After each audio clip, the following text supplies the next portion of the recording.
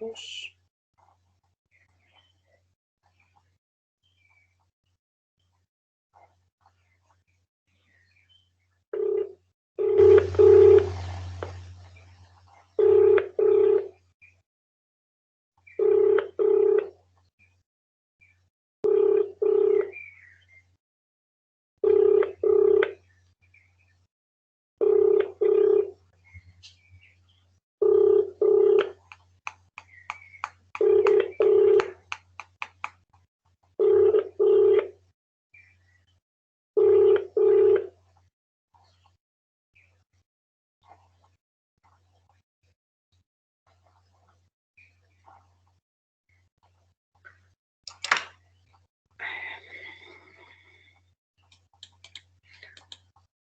Brick of the brick of the brick of the brick of the brick. Wat the poes moet ek doen?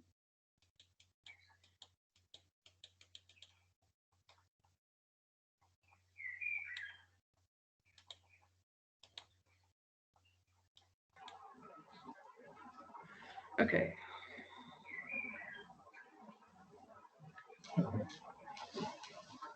So it's 5%. So that's outstanding. Oh, it's Sammy. So this so 200 outstanding times 0.5.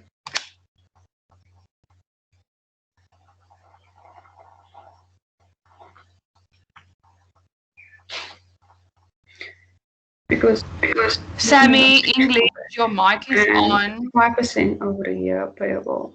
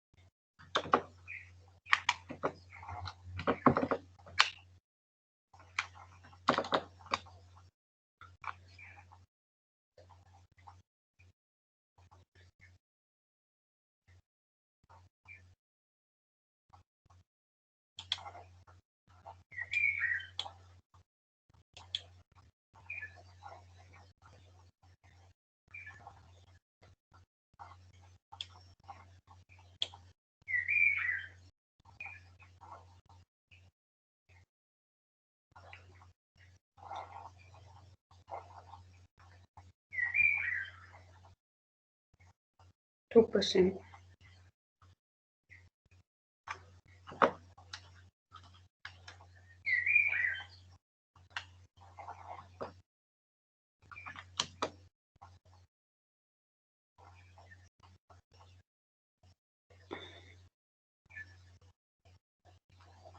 5% and 7%.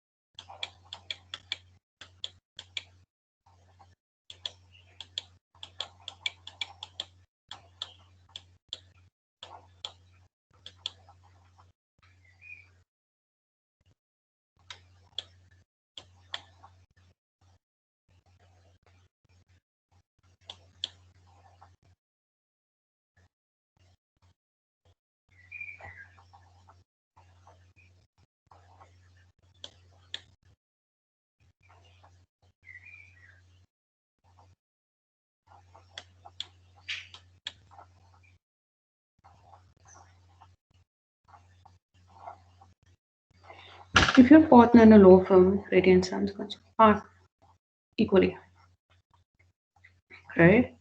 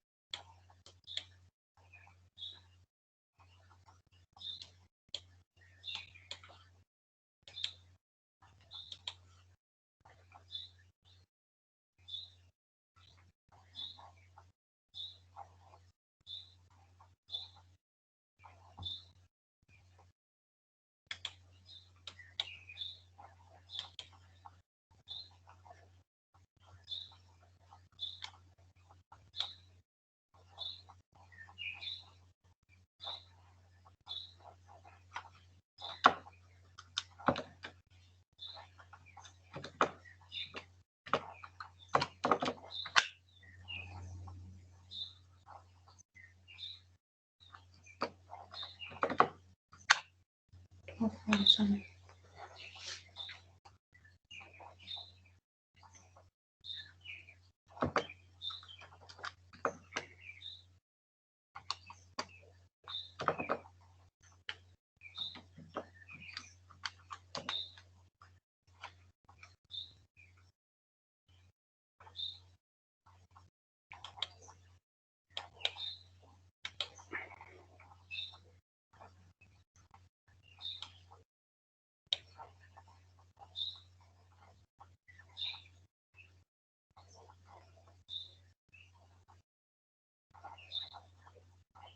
Sphere.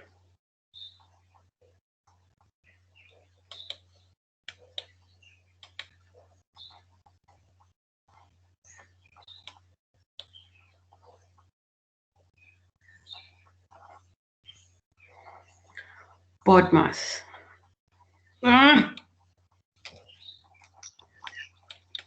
It's not Potmas. Send me your marks, but it's not University Taste.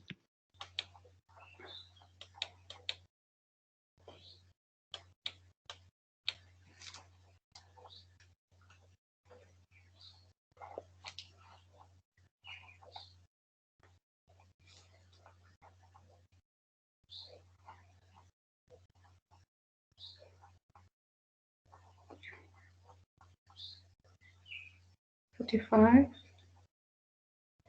plus 3, 38. So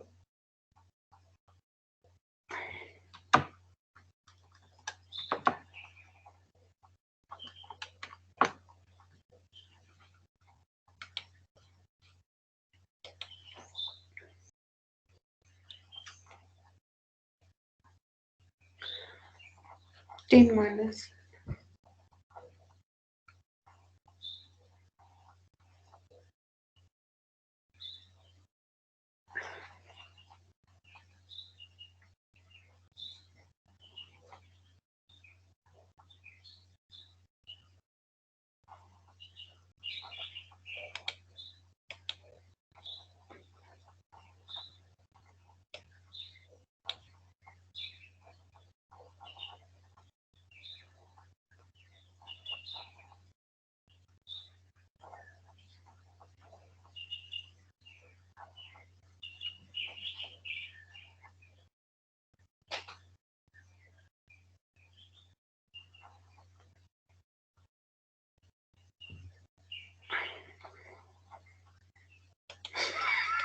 Oh my god.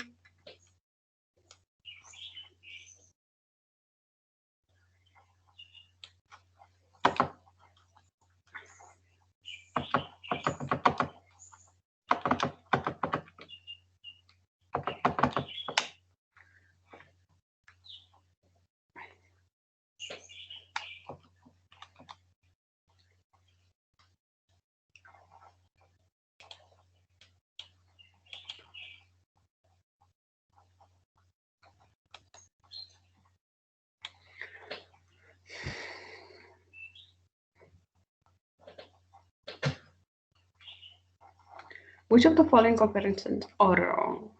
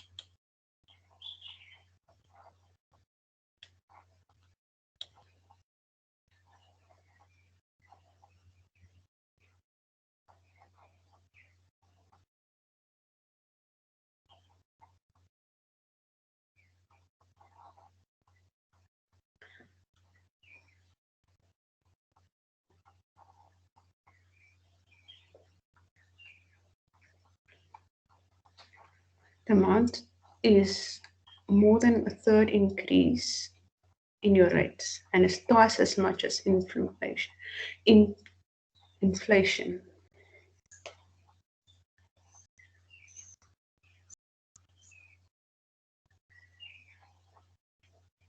So R100 op.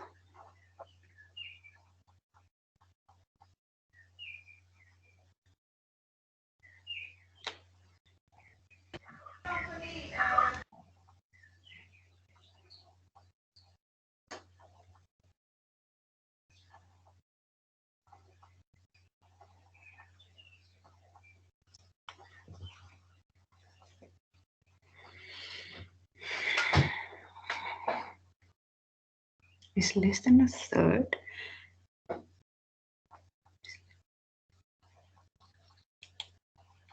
Hy klink meer reg. Stuur.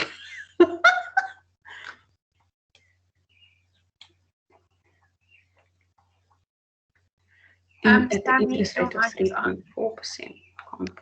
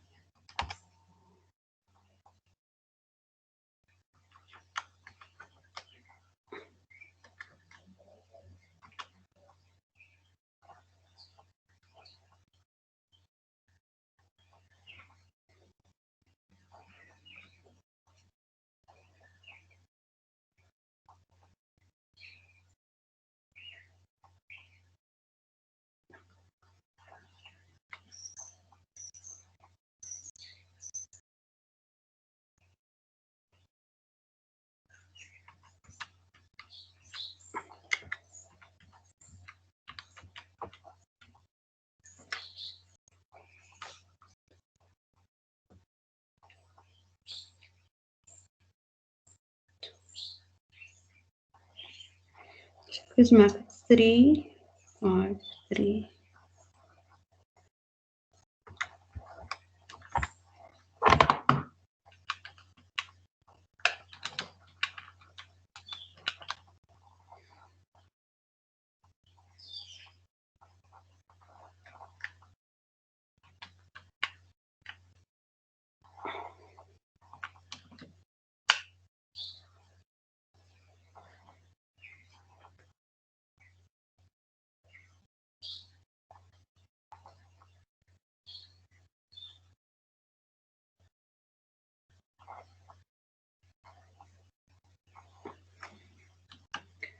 So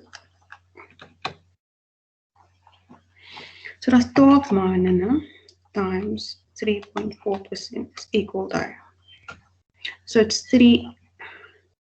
Okay, even if I write it down, 3, 5, 2, 9, 4. So it's 352.94 times 3 is die. Plus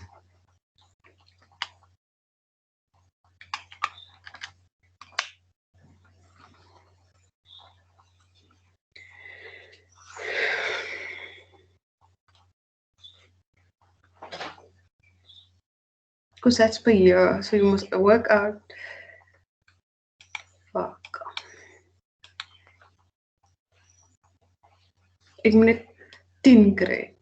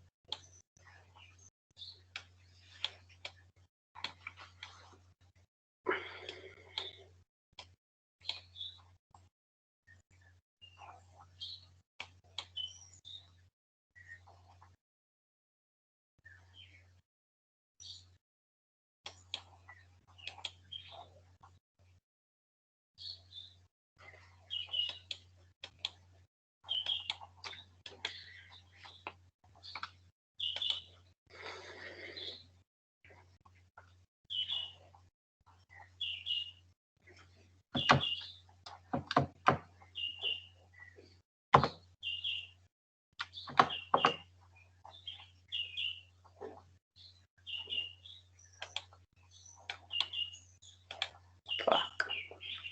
Net 10.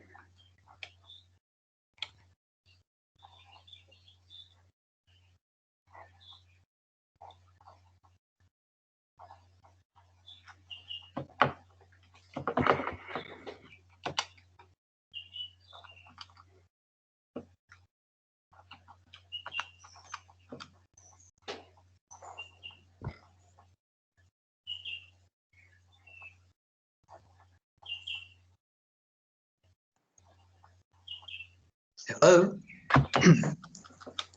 Are we all there? Could you please do question F3? I'm not going to give you too much time, again, because we've got a little bit of work that we still got to get through. The bank reconciliations, we can always come back to other things, but I'd like you to do question F3. I'll put it on a message as well. Can we maybe ask that Sammy English mutes herself? Sammy English. Sammy English, where are you? Sounds like you eating with a knife and fork. And you've got a bird there.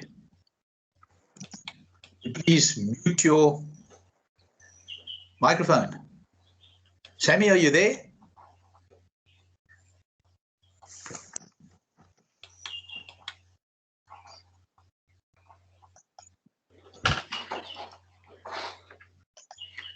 Okay, so Hello, Sammy. Is that Sammy English?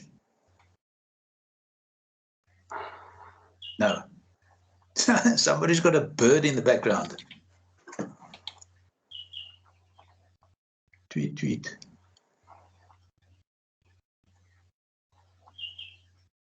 I don't know.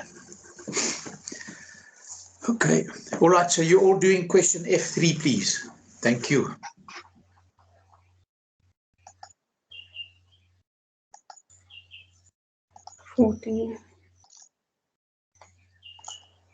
kan dit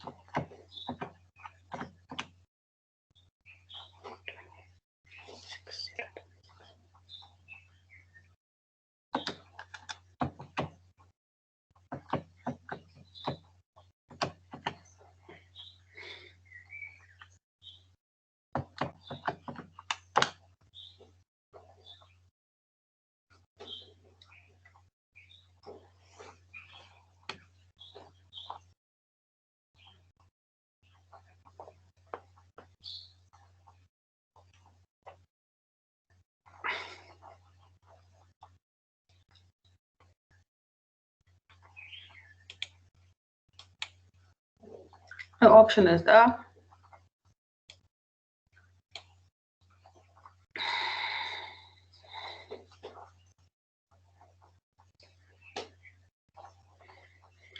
Okay. ASAP is Sorry, is that Sammy? so Hello? A must pay 35% of Sammy? I don't think I can.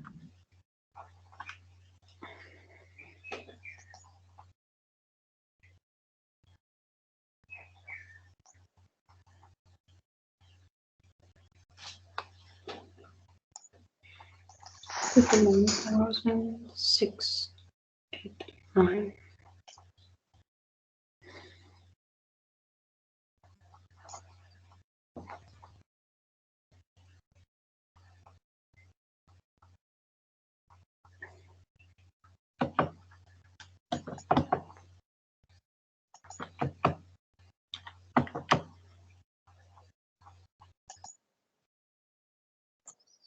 There we go.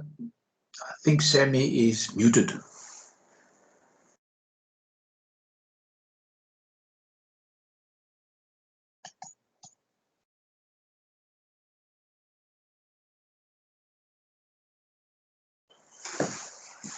Can she do you people know if she can unmute herself now, or do I have to unmute her again? But can she unmute herself? She should be able to unmute herself if Okay. she wants. Thank you. I don't work with this stuff much. I don't know much at all.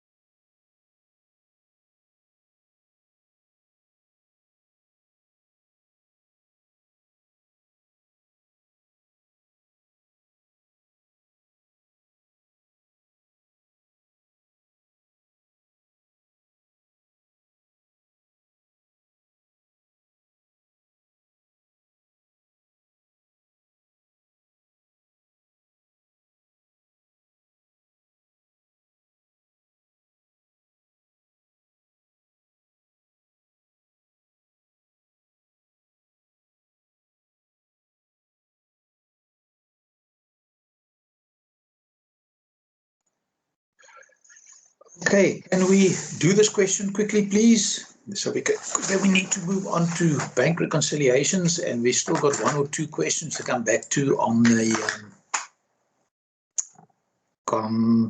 correspondence. Okay, all ready? Can I go?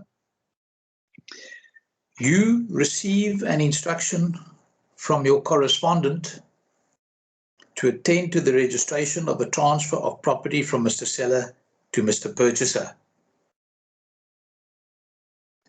I'm sure that when you read that first sentence, you must probably thought, well, yeah, I'm sitting with a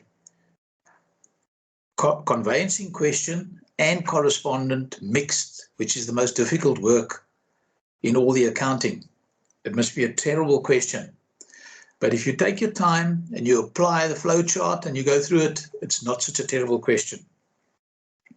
So you receive instruction from it. So who are you? You are the instructed correspondent. You're the guy up in Durban who every time he charges a fee must reverse the relevant agreed allowance percentage.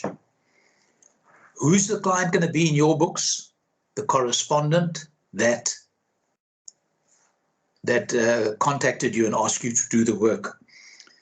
Now the purchase price of the property is 300,000. Your correspondent, that's the guy in Cape Town, he holds 115,000 being the deposit and costs in his trust account. Has that got anything to do with you? All you know is that the money is in his trust account. You don't have to put through anything in your books for money that's in his trust account. The transfer duty is 15,000, which you receive from your correspondent on the 5th of February 1996. So now,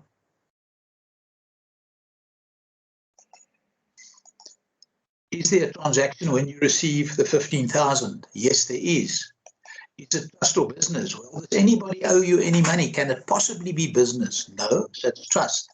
The money goes through the trust bank account. Well, if you receive money, you know that you've got to bank it on the date of receipt. So yes, so we select the trust cash book. So we go to the trust cash book, and the money go in or out the bank. It goes in the bank. So we're going to debit the trust cash book with 1996 with 15,000 on February the 5th. Who gave you that money?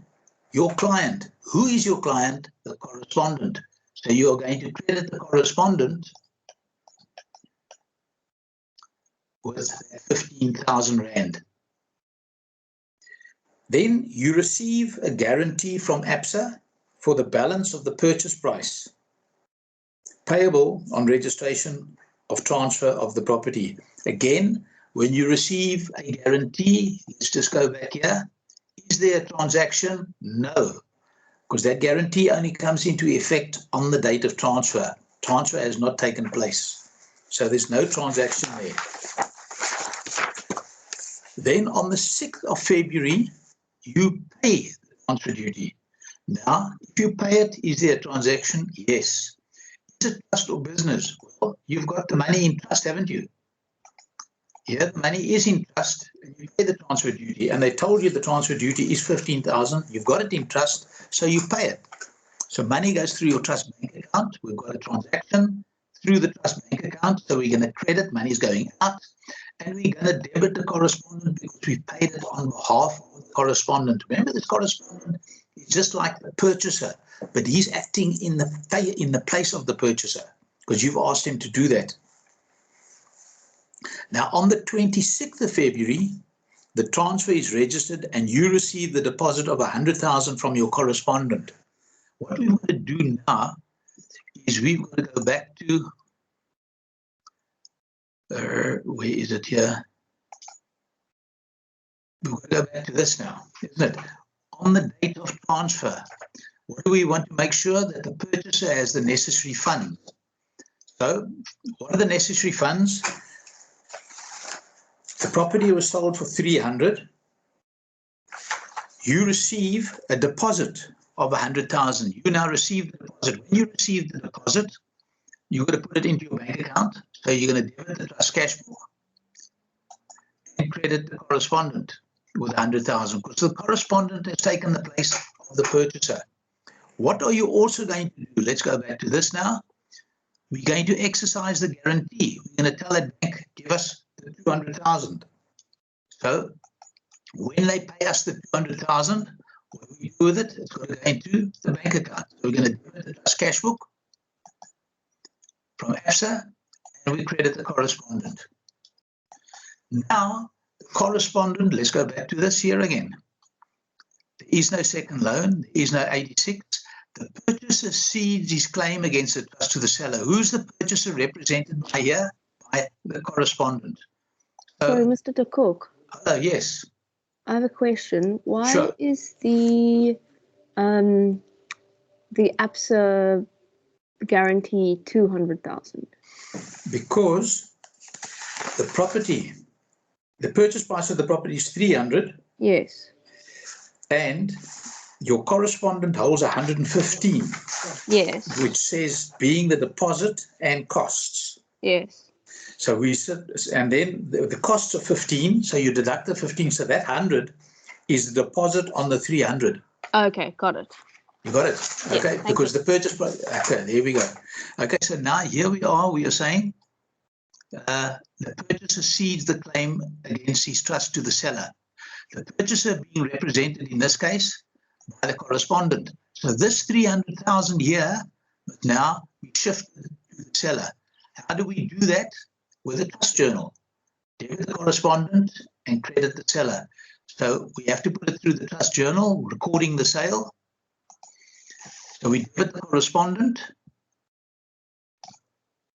and we credit the seller. Now it's reflecting that we owe the seller the 300,000. You present the guarantee for payment, which we've done. We pay Mr. Seller. Well, we can pay Mr. Seller now. So we pay Mr. Seller. And where must we pay him? The money is in trust. We pay him out of the trust.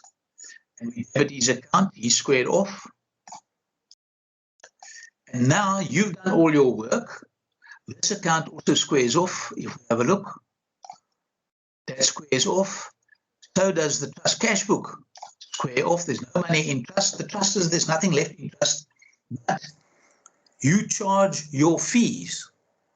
Who is your client? The correspondent. So you are going to make out an invoice to the correspondent, being transfer costs 400 plus VAT, 600, not 400, 4,000 plus VAT. So we now are going to debit the correspondent. We debit the correspondent, credit fees and credit output VAT. Debit the correspondent for the 4,600. Credit fees and credit output VAT. We're just posting that the journal. Now, what was our agreement with the correspondent? That we would give him a 25% allowance. So therefore, we got to reverse 25%, which is a quarter. So whatever we've debited or credited, we will debit, and whatever we've debited, we will credit. So we're going to reduce 25% of 4,000 is 1,000, 25% of 600 is 150, and of that is 1,150. Let's post it. So we're going to debit the fees. I'm going to debit the fees, and then I'll bring down the balance. Not that I have to, but I'll bring down the balance. We debit the fees with 1,000.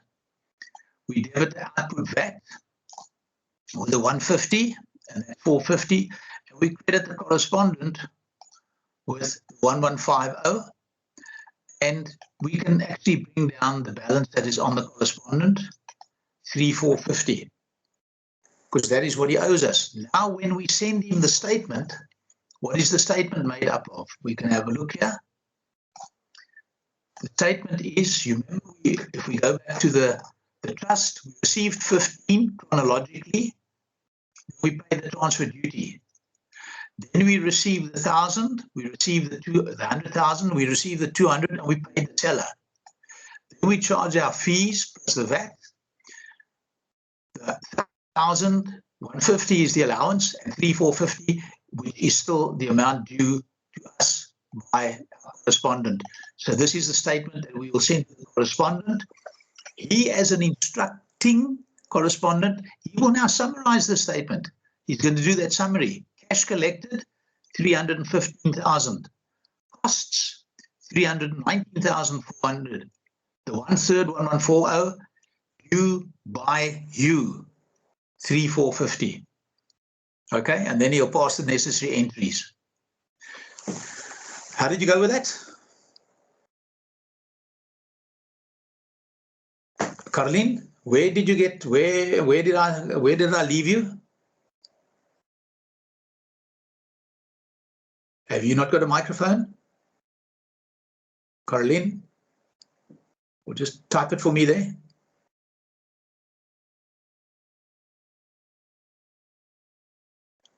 Caroline Venter, you there? I got lost at the part where we transferred. Okay, let's go back. All right. Yeah, so you are happy. Let's just run through the whole thing again. Let's run through it. We received 15,000 from the correspondent, which is the transfer duty. So number one, we debit the trust cash book and we credit the correspondent. Then a day later, we pay the transfer duty. So we got money in trust, so we pay it out of trust. And we give it the correspondent. Then we receive the guarantee. When we received the guarantee, there was no transaction. Then on the 26th of February, the transfer is registered and you receive 100,000 from your correspondent as the purchaser. Remember, he's acting as the purchaser. You can just see this as if he was the purchaser. So we receive 100 and we credit his account, because what are we trying to do? The correspondent as the purchaser in the conveyancing, we want to ensure that the purchaser has the necessary funds in his trust account. So what are we doing? We receive the deposit on the purchase price, which is 100, into the bank. Then we exercise the guarantee and ABSA gives us the 200, which we credit. Now here is our purchaser, and the purchaser has got the full purchase price standing to the credit of his account.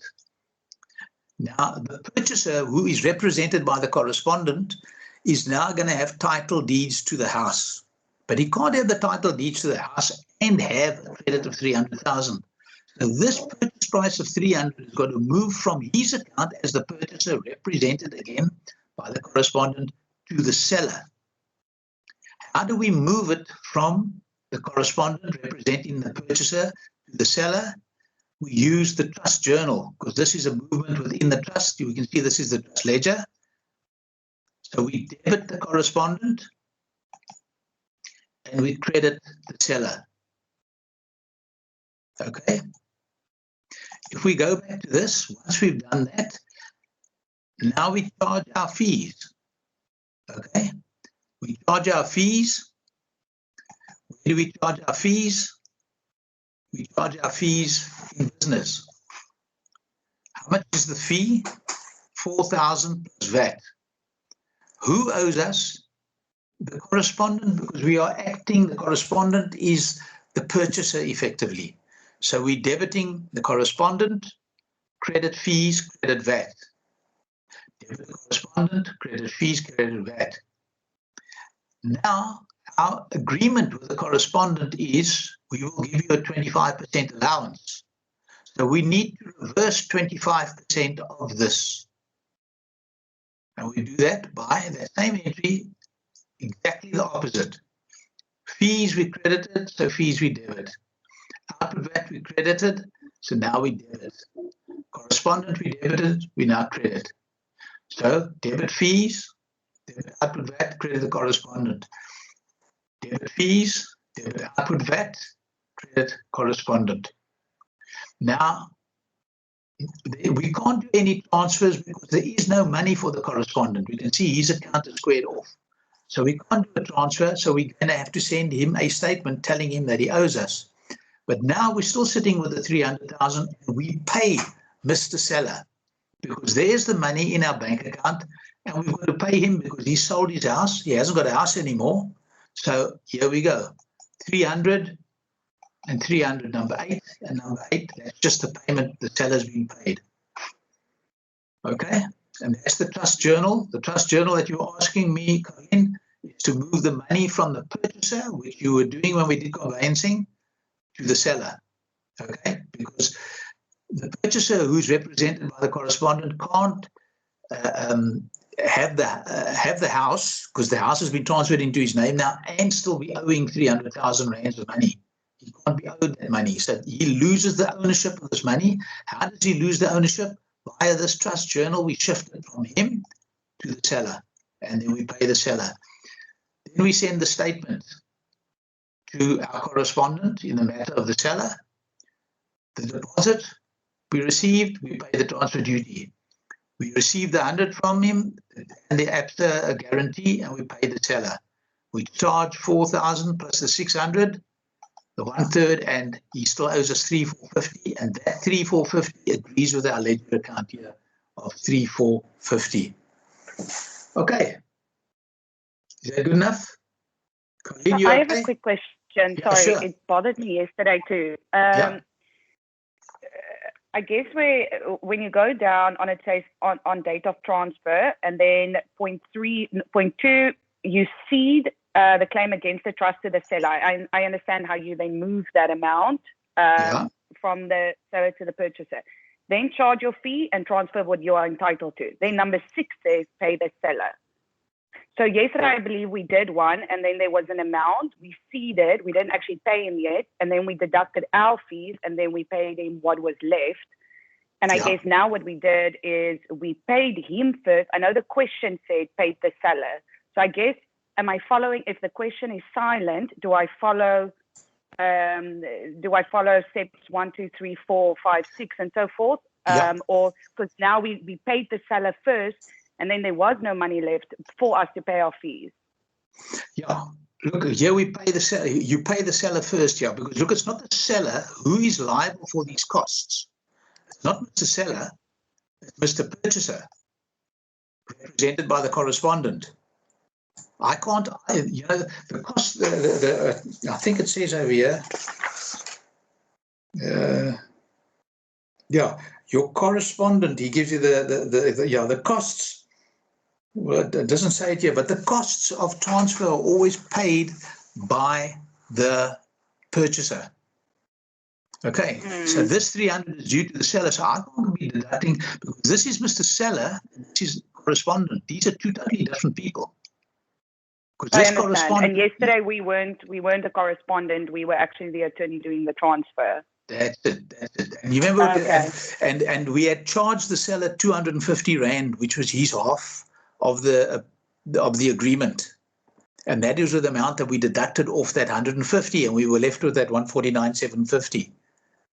Okay, remember? I understand. That's it. Yes, I thank you. Okay, it's a pleasure. Anybody else? Victoria? Or was that Victoria? That was Victoria. Okay, thank you. Sammy, have you found your microphone?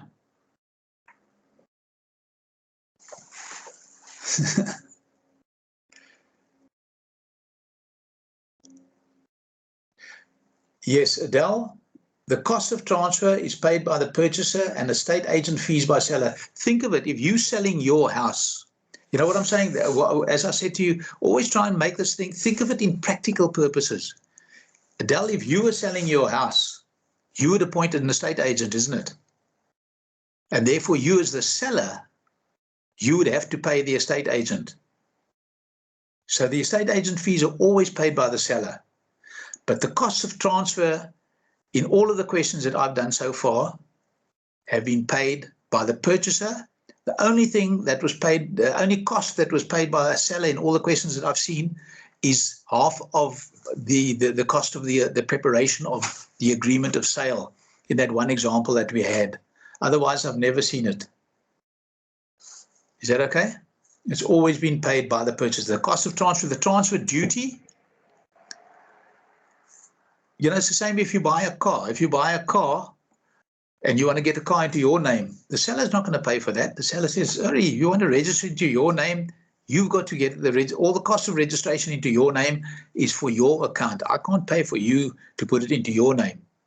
I might get you a roadworthy on the car, but all the other costs are for your account, and this is the same thing over here.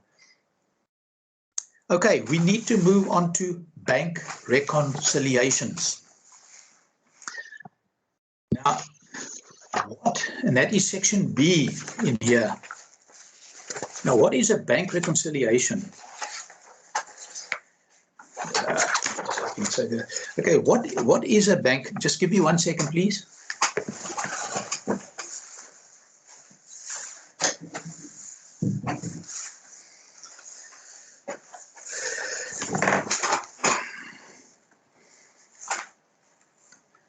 My wife asked me to close the door because she says she doesn't want to learn what a bank reconciliation is. So, what is a bank reconciliation? If I asked you to write up the cash book for a business, any business, a little legal practice, I said to you, please go and write up the business cash book of a legal practice. It's a two-man legal practice, and I tell you, please go knock on the door, then tell them you want to write up their cash book. What are you going to ask them for to write up the cash book? First think, what is a cash book? And let's just have a look. A cash book's got an income side. If you have a look here, and this is the trust, it doesn't matter, they're all the same. It's got an income side and it's got a payment side. Where would the income side be written up from? Let's assume that this practice does small collections and for some retailer somewhere, and a lot of the payments that get made, they pay, and the people come in and they pay in cash. Okay. A lot of people come and pay in cash. Not all the people that they sell to at this retailer have got bank accounts necessarily. They use cash. So when you, as this legal practice, when you collect money, it could be cash coming in. So cash comes in, you'd make out a receipt. Those receipts and the cash, the total of the receipts and the cash would then be recorded in a deposit book. And from the deposit book, you would write up the income side of the cash book, correct? Then you might receive interest on your bank statement. When you get your bank statement, you would have a number of entries on the bank statement which you wouldn't have recorded in the cash book because you weren't aware of them. For example, some people pay indirect, or they do EFTs into your account. So when you get your bank statement, you have a look and you say, but hang on a second, here's a whole lot of things on my bank statement, deposits, money going into the bank that I don't have in the cash book. So you would then have to write it into the cash book. Because think of it, the cash book is really your bank account, isn't it? It should be a mirror image, almost a mirror image of your bank statement. Because whatever you put into the bank, you've got to record in the cash book. So but when you write up the cash book, you don't have the bank statement at that point in time. You don't know what's going on. So from the documents that you got, you write up the deposits and the payment side. And if you think back at your own practices, if you request a payment, if a payment is requested, there's usually a payment requisition form, which has got a whole lot of blocks that need to be ticked by various people who have got the authority. Firstly, there's going to be a quotation. There's a request for the purchase or whatever it is that you want to buy. Then quotations have got to be got. Those quotations, somebody must have checked them all, compared them and seen what is the benefit and signed that they've done so and recommended who they want the supplier to be. That will then go through to the next accountant or whoever it is.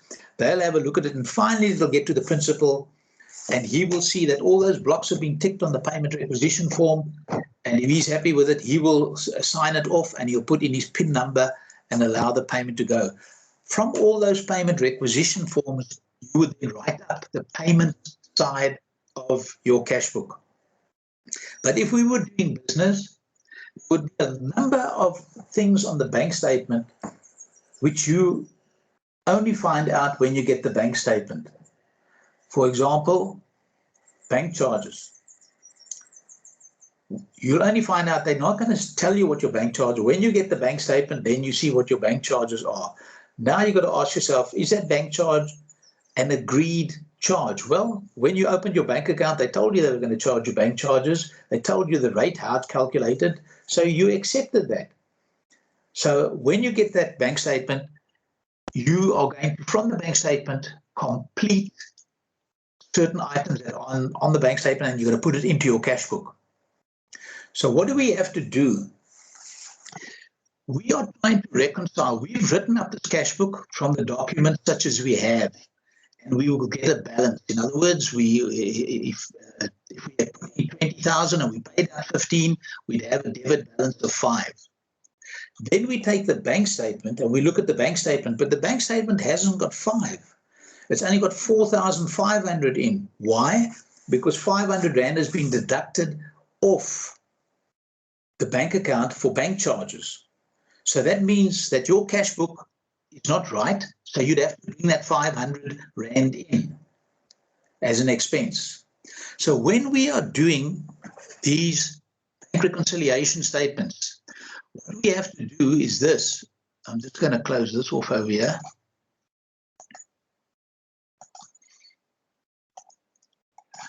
What we are going to do is we are going to prepare what we call a supplementary. What does the term supplementary mean to you? It means an addition to. I'm supplementing, I am adding to. So you will take your cash book such as you wrote it up from the documents that you had, those receipts and deposits and those payment requisition forms. You'd then say, what is the total of the debits, less the total of the credits, and you'd either have a debit balance or credit balance. Now, you would then start off the supplementary cash book with that balance, whether it be a debit or credit. Now, that balance that you've got there, you want to compare it with the balance as per the bank statement of the same date. If we were reconciling up to the end of March, I would list everything that went through in March, including the balance brought forward from February, and get a balance here. Then I want to compare that balance to the bank statement. And if there is a difference between the two, I need to know why there is a difference. Now, the possibilities, the differences that can occur, there could be it's the last day of, it's the 31st of March over here, it's the 31st of March 2019, and the client comes running in the door at 3:25 and gives you 6,000 rands, and you've got to receipt the money, but you can't get to the bank on the 31st of March. But you've received the money on the 31st of March, so therefore you're going to record it in your cash book, which your cash book is above here, up here. You've recorded it in your cash book, but it's not going to be on this bank statement. Why is it not on the bank statement? Because you can only get to the bank on the next day or in 2 days' time or whatever it is. So therefore your bank statement would therefore be less than your cash book balance. And now we want to bring those two together. Now, to bring those two together, we then perform what we call the business bank reconciliation or trust bank reconciliation. We start off the balance with the bank statement and we add the outstanding deposit. Right. So what we need to do, though, is we got to take that cash book that we've written up and we are going to compare it with the bank statement that we've got. Now you've all got question B1 there. Now I'm going to do here, just give me 1 second, because I think I've got it here too. Yeah. Okay, so this is what you've got there. If you've got B1 there, please go to B1. You recently started a practice and conclude the following transactions during the month of March. I just want to close this. And what else do I want to close? I don't need the flow chart for this now. Okay. So now you recently started a practice and conclude the following transactions during the month of March 2019. You deposit the following amounts. So let's just see if this had been our cash book.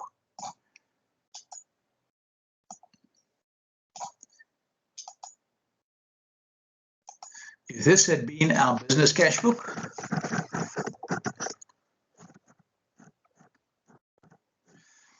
then we would have deposited deposits. We would have written up all of these in that cash book, and I'm just going to put in the total here, right? 40,100. And then it says you paid all of these amounts. Now, you would have listed this in that cash book, correct? But I'm just going to do it globular here. Paid. The amount is 20,200. So what would your balance be here? It's going to be this less that. You agree with me? What does this question ask us to do? You are required to prepare the supplementary cash book and the bank reconciliation statement as at the 31st of March 2019. So let's go over here. We've got to prepare the supplementary business cash book for March. Now, if I go back over here, what is the balance that we would bring down from this cash book? It's going to be this 40,100 less this 20,200. And how much is that? 18,900. Let's have a look. 18,900.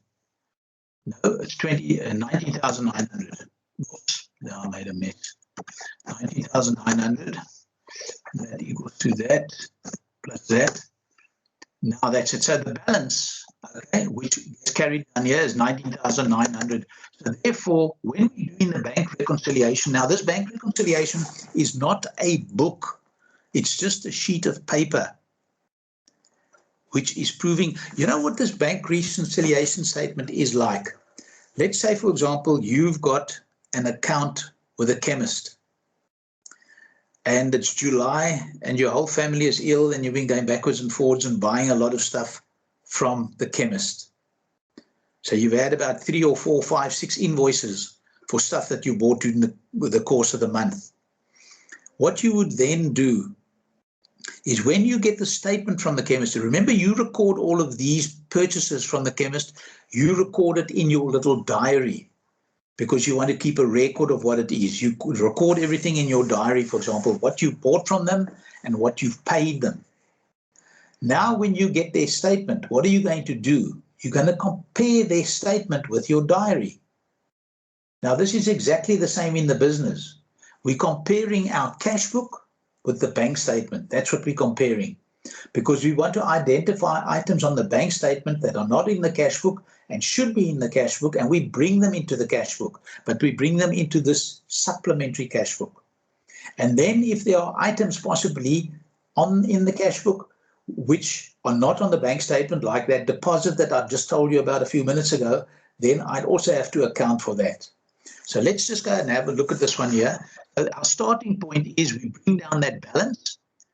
In the supplementary cash book, we put in this balance of 19,900, okay? Which I get from here,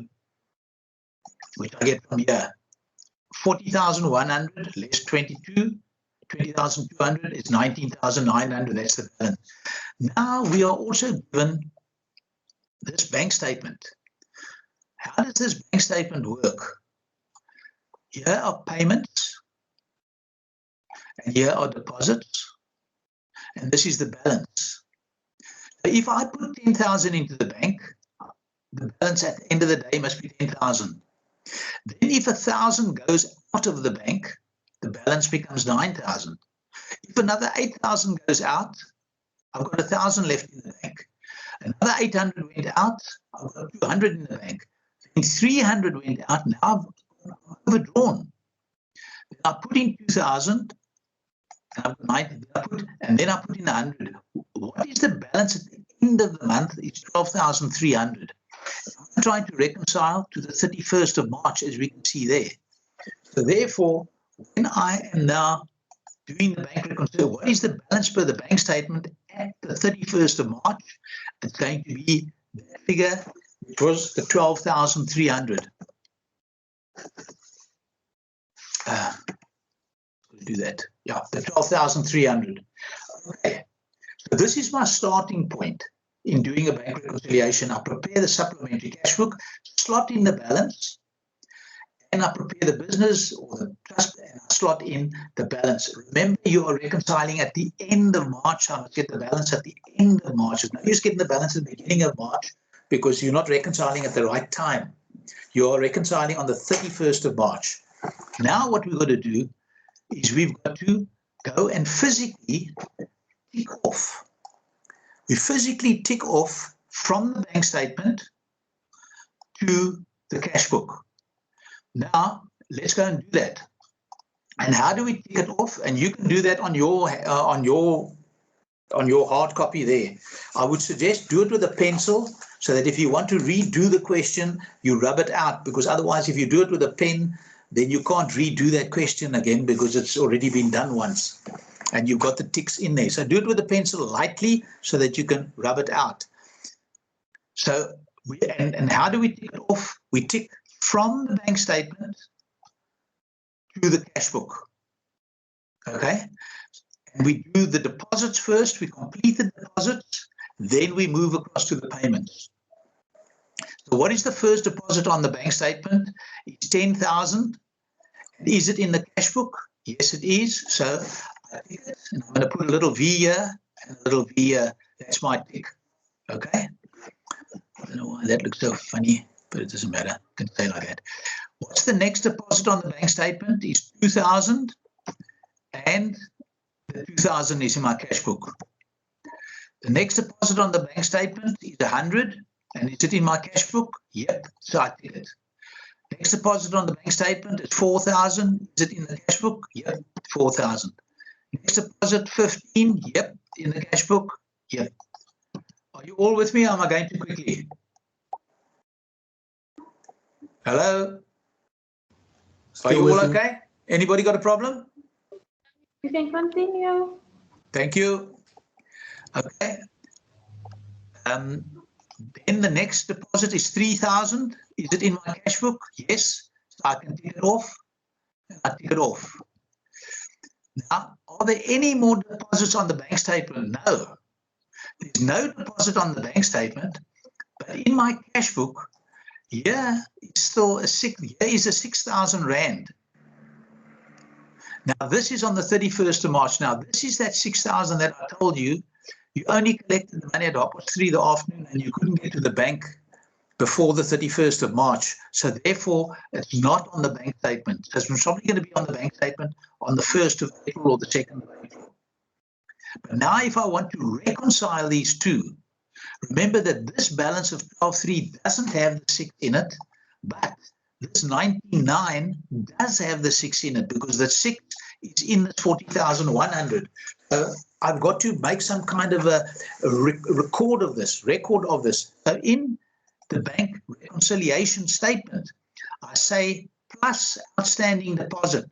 And it's an outstanding deposit, it's a deposit in the cash book that has not gone through on to the bank statement as yet. And I say plus here because this 12,300, the 6 is not in there. If the 6 had come in, this would have gone up to 18,300, but it's not in there. That's why I have to say plus. Okay, so we've ticked all of the deposits. Now we must go back and start to tick off all the payments. Now the first payment that comes on the bank statement is 102. Payment 102 for 1,000 rands. Is that in the cash book? Yes, it is. I can tick it, and I tick it here. Okay. The next one on the bank statement is 104 for 8,000. Yes, it's here, and I can tick it off. Okay. Why does it not come through chronologically? Because the authorization date these payments could be different. I only have to pay this at the end of the week, but I authorize it today to go through at the end of the week. So they won't come through. You will write them up. You will write them up chronologically or numerically. But over here, they won't come through in the same way because these authorization dates for payments could all be different. Then check now payment number 103 for 800. That's in my cash book and it's on the bank statement. 101 on the bank statement in the cash book. 105 2000 on the bank statement in the cash book. 106 200 on the bank statement in the cash book. 300 on the bank statement in the cash book. 600 in the cash book. 7,000 in the cash book. But now I see, but hang on, here's 300, here's 100, and here's now that is not in my cash book. Why? Because I didn't know the bank charges or the deposit fees and what is the stop order that goes through. I wasn't aware of it or I never thought of it. So therefore, these items, are they valid transactions of this business account? Yes, they are valid transactions. I authorize the bank and I sign the stop order. So therefore, these things have got to be brought into my books. At the present moment, they're not in the books. Agreed? Because they're not in that 99. So therefore, I've got to bring them in. So I bring all three of them in to the supplementary, the 300, the 100, and the 1200, and I can then go and take them off because they've all been accounted for now. Okay? Now, there's nothing else that doesn't reconcile. So what can I do now?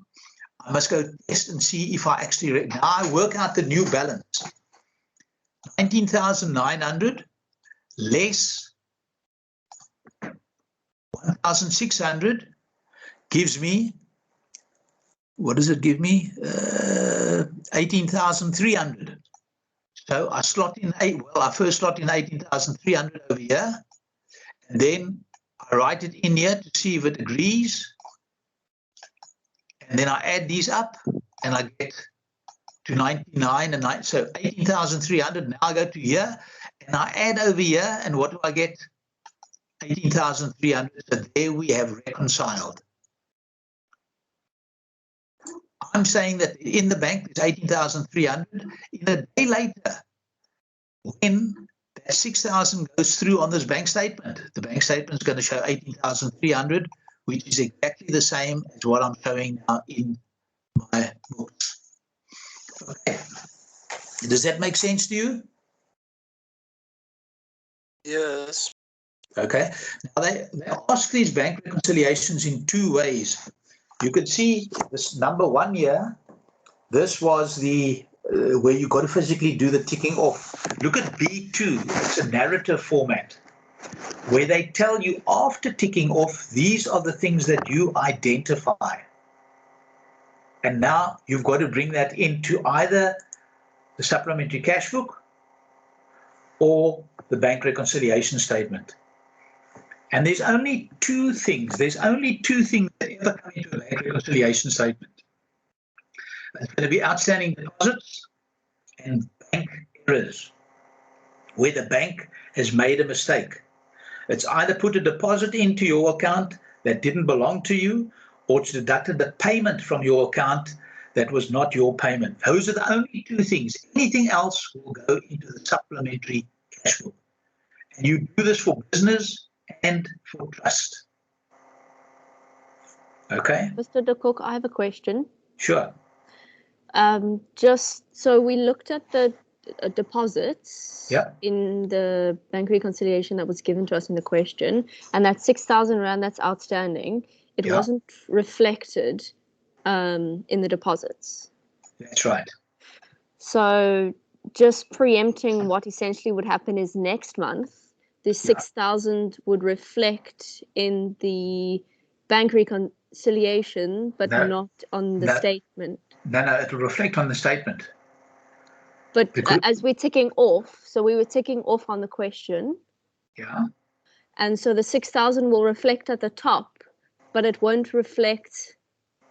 It'll reflect at the bottom in the deposits, but it won't reflect at the top where we're cross-referencing the ticking.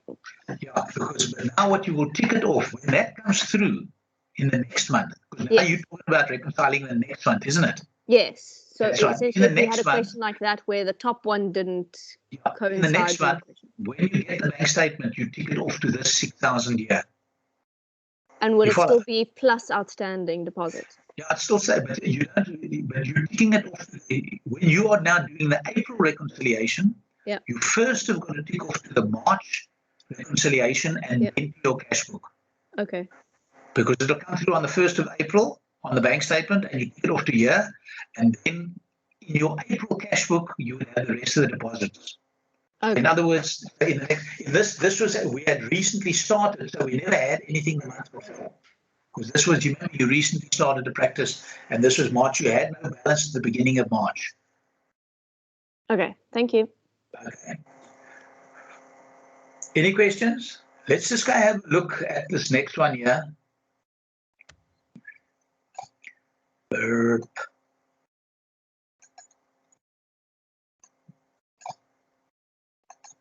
Okay, because now we can just do one, which is also, now you've done one where we do the ticking off. Now let's go do one here. Let's go do number B2. Your trust cash book at the 31st of January 2018 reflects a debit balance of 739,404. Let's just see, what do we have to do at the very bottom? You're required to prepare a supplementary cash book and the bank reconciliation statement at the 31st of January 2018. Now, your cash book at the 31st, right at the top again, opposite B2, your trust cash book at the 31st of January reflects a debit balance of 739,404. So therefore, we want to bring that balance in here, that 739,404, because the supplementary cash book is added onto the cash book. And if that was the cash book balance at that date, we've got to add it on to this, okay? So there's the 739,404. Now, you've got 1, 2, 3, 4, 5, 6, 7. Below 7, it says there the bank statement balance at the 31st of January 2018 is 837,256. So now we go to our trust bank reconciliation statement, and the balance for the bank statement is 837,256. Now, can you see why we have to reconcile? Our books are showing 739 and the bank is showing 837. Who is right? Who is right? We've got to bring these two things together because we want to prove that our books are correct. So to do this, we need to do this reconciliation. Everybody understand that? Okay, now we go to point 1. And it says here, an EFT. Now remember what you're doing. You're ticking off from, you have ticked off from the bank statement in January to the cash book in January. And these 7 points are the things that you identify that is wrong. I don't say wrong, that need to be addressed. Now, an EFT for 7893 issued to your client Johan, that will be a payment to Johan, was incorrectly recorded in your cash book as 7398. So that means, because remember, this 739 is, your cash book is above this. This is supplementary, it's adding onto the cash book. So in this cash book, we must have had a payment here of 7398. You agree with me? But when I look on the bank statement, it says it is 7893. This 7398 was incorrectly recorded in my cash book. So therefore, I need to take that out. If I've got an incorrect credit, how do I get rid of it? I put in a debit. So I'm going to debit 7 correction EFT Johan. I debit the 7398. And then what do I do? I bring in the correct amount, 7893. Because that cancels out with that, and now I've got the correct amount. You see, some of you are going to say, well, why can't I just put in the difference? Well, if you did put in the difference, on your Hans account, you would have then posted 7398 to his ledger account, and then you're going to post, I think the difference is 495. You'd post another 495 to his account. Now, when you send him a statement, he's going to see 7398 and 495, but I've never received these figures. He's going to phone you and say, listen, you've got two figures on the statement that you sent me, and I don't know what the hell they are. Where do they come from? And then you've got to tell him, oh, no, don't worry. We made a mistake. You've got to add those two to get to the 7893 that you got on. Can you imagine how long that's going to take you? And the amount of hours you're going to be wasting that you could be charging clients and working. So the better is, if he gets a statement that shows a credit and a debit of 7398, he'll be sharp enough to know that, listen, the one cancels the other one out, and here is the 7893 that I did receive. Okay, that's why I recommend you reverse the amount, the incorrect amount in its totality, and put in the correct amount, as opposed to just putting in the difference. Then we go to 2. Interest of 3649 on the favorable balance has been credited by the bank, but is not in your cash book. You didn't know about it. Here you get the bank statement. Hey, it must come into the banks. It must come into my cash book. Is it correct? Should it come into your cash book? Yes, of course it must come in. Is it money coming in or going out? Well, how can you be paying interest out of trust? Because you can never have an overdraft in trust. So it must be interest received. So money comes in, so we're going to debit the supplementary trust cash book with an interest. Number 3, a debit order of 950 appears on the bank statement, but it's not in the cash book. It's a payment, it's a debit order that goes through your bank statement. You haven't got it in the cash book. You only identify it when it comes through, because that debit order could be different figures. It's not the same every month. So when you pick it up, so you now must record it. That's money going out of the cash book, so you put the 950 over here. A direct deposit of 120 was made by your client in the property transfer, which you hadn't recorded in your cash book. 120 is on your bank statement, but not in your cash book. Must you bring it in the cash book? Yep. So we debit the cash book with 120. Okay. And then a deposit on the bank statement for 53,911 is recorded as 59,311. So in your cash book, you recorded 59,311. But when you get your bank statement, it's actually 53,911. You've transposed the figures. So this is wrong. How do I correct an incorrect debit? I post a credit I enter a credit for the full. So that 59,311 cancels out with that one. And then I put in the debit here, 53,911. Okay. Then a deposit of 11,433, which you made on the 30th of January, is not. So now this 11,433, you made the deposit, you recorded it in your cash book, so therefore it is in this balance here, but it's not on the bank statement. This is the famous outstanding deposit, because it's in there, but it's not in here. So I have to say now plus, and I've slotted in over here. It comes into the bank reconciliation statement 11,433. And then now you're busy with the trust, and it says here, a business check for 7519 has been erroneously paid by the bank from your trust banking account.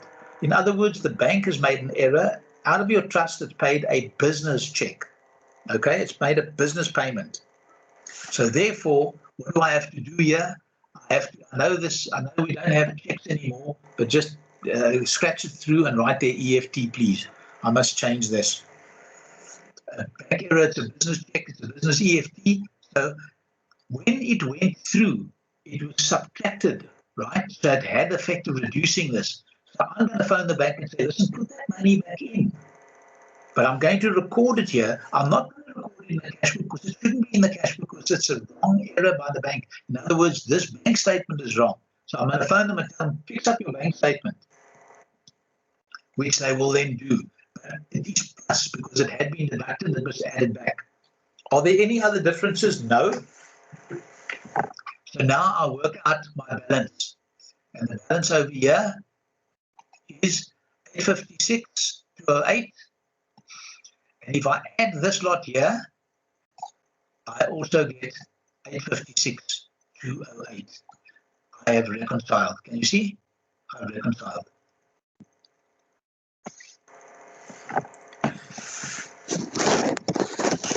Now I'd like you to go and do B3. But what I want to just tell you is this. Assume that this is your business and you've got an overdraft balance.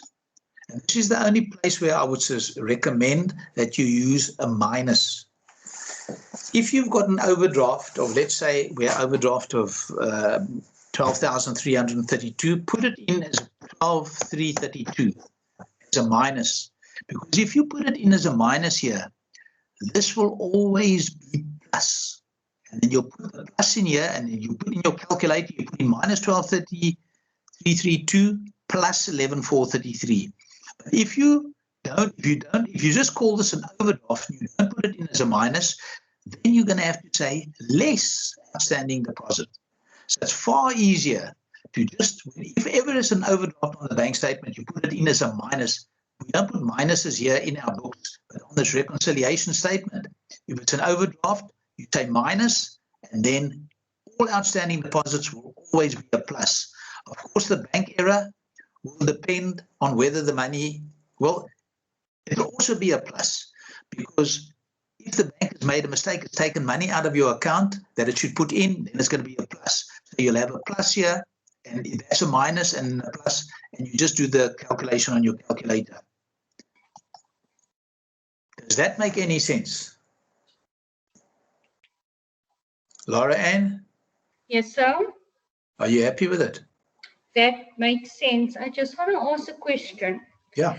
Regarding these little headings here, in the exam, are we expected to remember those and slot it in ourselves? No.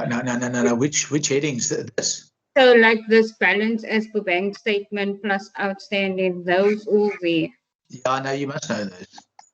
Okay, so we're gonna have to By the time we've done these exercises here this afternoon, you'll remember this. Okay, cool. Thank you. Okay, would you all please go and do question B3?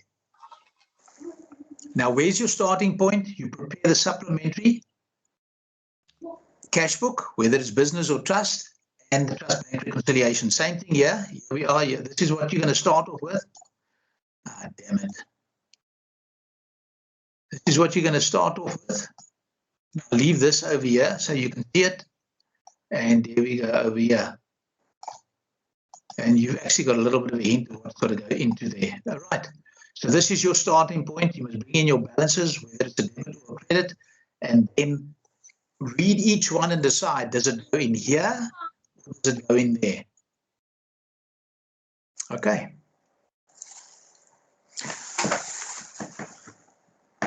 It is now 2:17, so I'm going to give you, say, 15 minutes. By past, I want to start on it. So get going, if you don't mind, please, because we've got to try and get it done by 4 o'clock, a couple of these.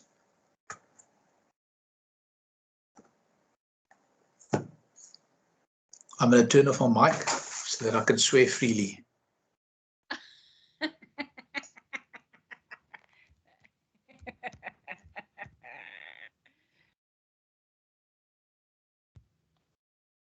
Charlene, your microphone is on.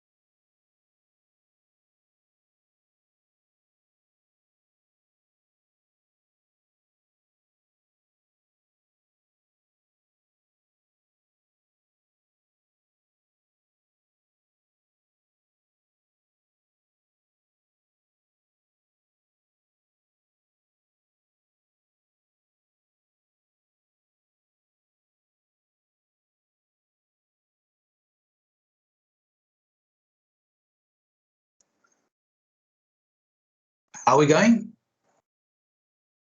Can I do this question?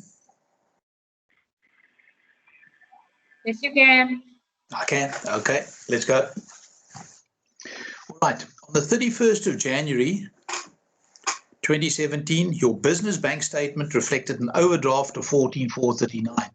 So that we're going to slot over here in the business bank reconciliation. We're going to slot in the 14,439. And I'm going to put it in as a minus, okay? On the same date, your cash book reflects a debit balance of 3302. Now you can see why we've got to reconcile. The bank statement says we're overdrawn. Our cash book says that we've got money in the bank. How can that be? We want to see, are our books correct? We want to verify that our books are correct. How do we verify? We have a look what the bank says we got. Because the bank should be showing all the entries that went through on our cash book, and we want to compare the two. You compare your cash book entries with the bank statement and identify the following differences. Bank charges of 243 appears only on the bank statement. Well, we ask ourselves, is it a transaction? Yes. Should it be in the cash book? Yes. So we're going to record it. Is it money going in or out? It's going out. So we're going to credit the cash book with the 243. Interest of 1167 on the overdraft has not been entered in the cash book. Is it a valid transaction? Yes. Did money go through the bank account? Yes. Did it go in or out? It went out. So therefore, we credit the cash book. It's interest paid on the overdraft. An EFT for 6118 drawn on the trust banking account has been erroneously paid by the business account. So the bank has made an error. We did an EFT out of trust and they've gone and deducted it off the business. So we're going to pick up the phone and phone them and say, listen, please correct this. But that means that this bank statement balance of theirs is wrong. So now they've got to put that money back in. So therefore I say plus bank error, EFT for the trust, 6118. And you can see by using the minuses here, otherwise I would have, if this was a plus, I would have to say less bank error. But down, you can always just keep it, the pluses and the minuses easier just by putting it in as a minus there. Your insurance stop order for 772 is not recorded in zero. Yeah, Kyle, you can put it in brackets. This you can put in brackets, that's fine, no problem. Kyle has asked, instead of using the minus, can I use brackets? Perfectly right, no problem whatsoever. Your insurance stop order for 772 is not recorded in the cash book. Should it be? Yes, it's money going out the bank account. So we record the 772 in here. An electronic transfer of 3140 received from a client appears on the bank statement, but is not in the cash book. Should it be in the cash book? Yes, it's a valid amount that has been received. It's valid on the bank statement. We were aware of it. So accordingly, we must bring it in to the cash book. So we're going to debit the cash book with 3140. A deposit of 13,456, which was entered in the cash book, does not appear on the bank statement. So this is our typical outstanding deposit again. We've recorded it, but because of a timing, we only get to the bank a day or so later. So that means that deposit is included in this 3302, but not in this overdraft. So we're going to put it over here, plus the outstanding deposit of 13,456. A deposit of 6133 was incorrectly recorded in the cash book as 6311. So we recorded in the cash book over here somewhere 6311 above the line, right above this 3302. That is wrong. It should be 6133. So therefore, I'm going to reverse the 6311 and correct. Put in the correct deposit of 6133. An EFT in favor of Telkom for 8429 was incorrectly, now it was recorded in here as 9482, wrongly.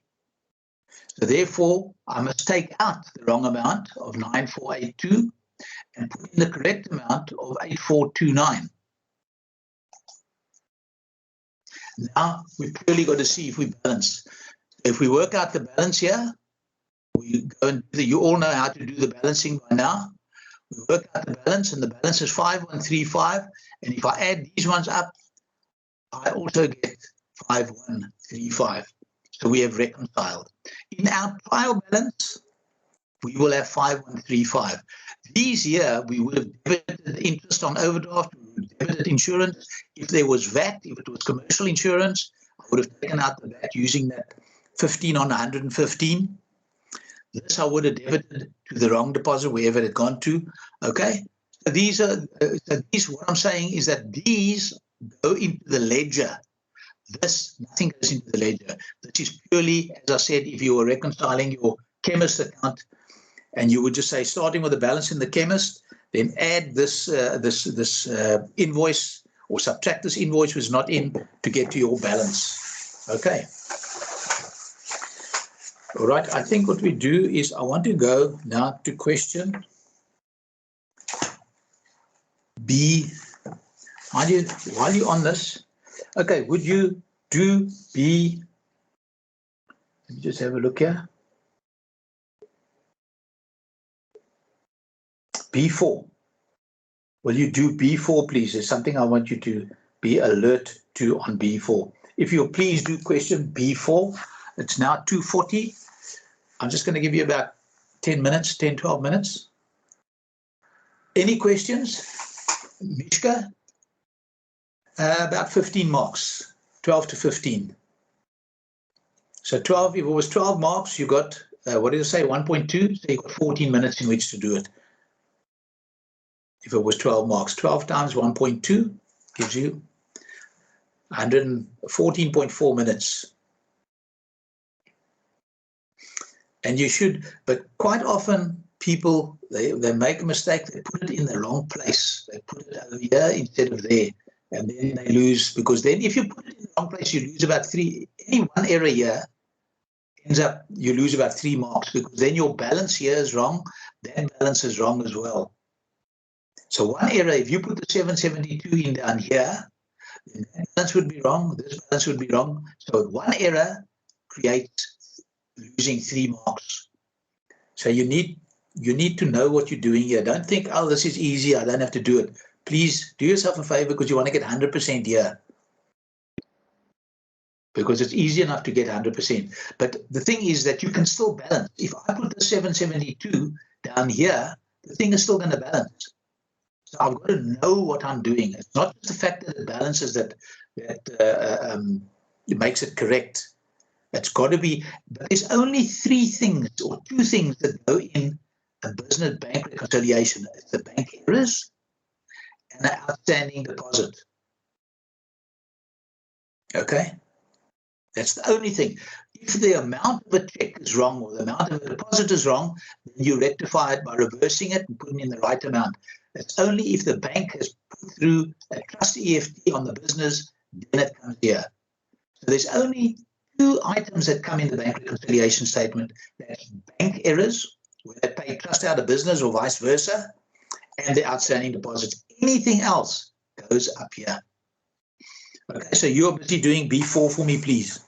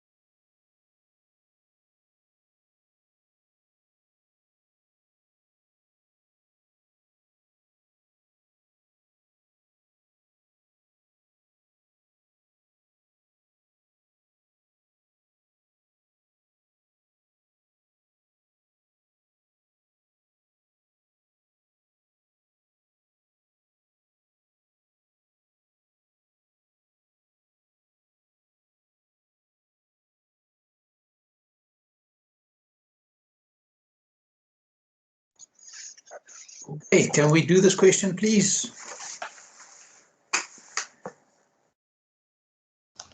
Yes, sir, we may. Yes. Thank you very much. Okay. Your trust cash book, this is the trust cash book, eh? At the 30th September reflects a balance of 64,789. That can only be a debit balance because it's trust. The bank statement on the same date was 97,092. You can see a huge difference why we were going to do it. Interest of 7,108 on the favorable balance is not in the cash book. Must we bring it into the cash book? Yes. So we bring it into the cash book. It's income, so it's money coming into the bank. We debit the bank. An EFT for 1,779 recorded in your cash book does not appear on your bank statement as it was never authorized. So if it was in our cash book and it was never authorized, it's never a valid payment, right? So it needs to be reversed. I just want to see, I want to just make sure of this here. Okay. So reverse an unpaid EFT, because that would be like a check that was never signed. So it's not valid tender.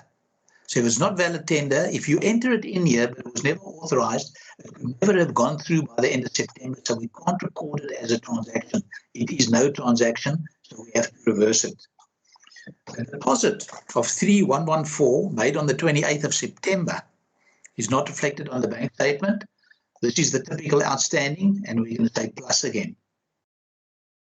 An EFT for 2,736 drawn on the business banking account has been erroneously paid by the bank from the trust banking account. So this is a bank error, and what comes into the reconciliation? The bank error. So it's got to be plus because they took it out incorrectly. So we've got to say plus again. Bank charges of 734 appear on the bank statement. What did we talk about bank charges the other day? Trust bank charges, where must they go through? They may not go through the trust banking account. They must go through the business. So you would have instructed the bank when you opened up that account that this must go through business, and it's gone through trust. So this is also a bank error. So we've got to add it back. An EFT of 30 from a client is not entered in the cash book. Should it be in? Yes, it is. So we put it into the cash book. And now we've just got to see if we balance. So we work out the balance here. What is the balance? The balance is 103,676. And if I add this up, we also 103,676. Okay? How did that go?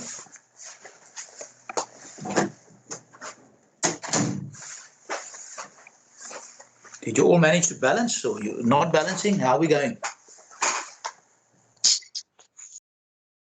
Ashley? I made a mistake with the bank charges. Yeah, that's why I wanted to do this one, because that, I know that you probably would make it's easy to forget that. The trust bank charges must go through business. So if you're doing a business reconciliation and it says their trust bank charges, don't treat it as an error. It must go through on the supplementary cash book. Trust bank charges must always go through on the business. So you mustn't treat it as an error. Where I think, have a look at B5 there, the question B5, and you'll see B, trust and business account bank charges of 558 and 394 have not been recorded in the cash book. Both of them must be recorded in the business cash book. You don't put through the 558 and treat the 394 as an error. Okay. What we're going to go do now is do B6. We'll do B6 together. Yeah. Okay, here we go. B6. Yeah, I've got it on the screen. It's going to be a little bit jumpy over here. I'm going to have to jump up and down, but I wonder if I can move this to there. Let me just see. I don't know if this is going to work. I'm just going to try this. I'm just going to copy it so I don't have an error. Now I'll put it over here. Paste. Okay, there we go. Makes it a little bit easier. Okay.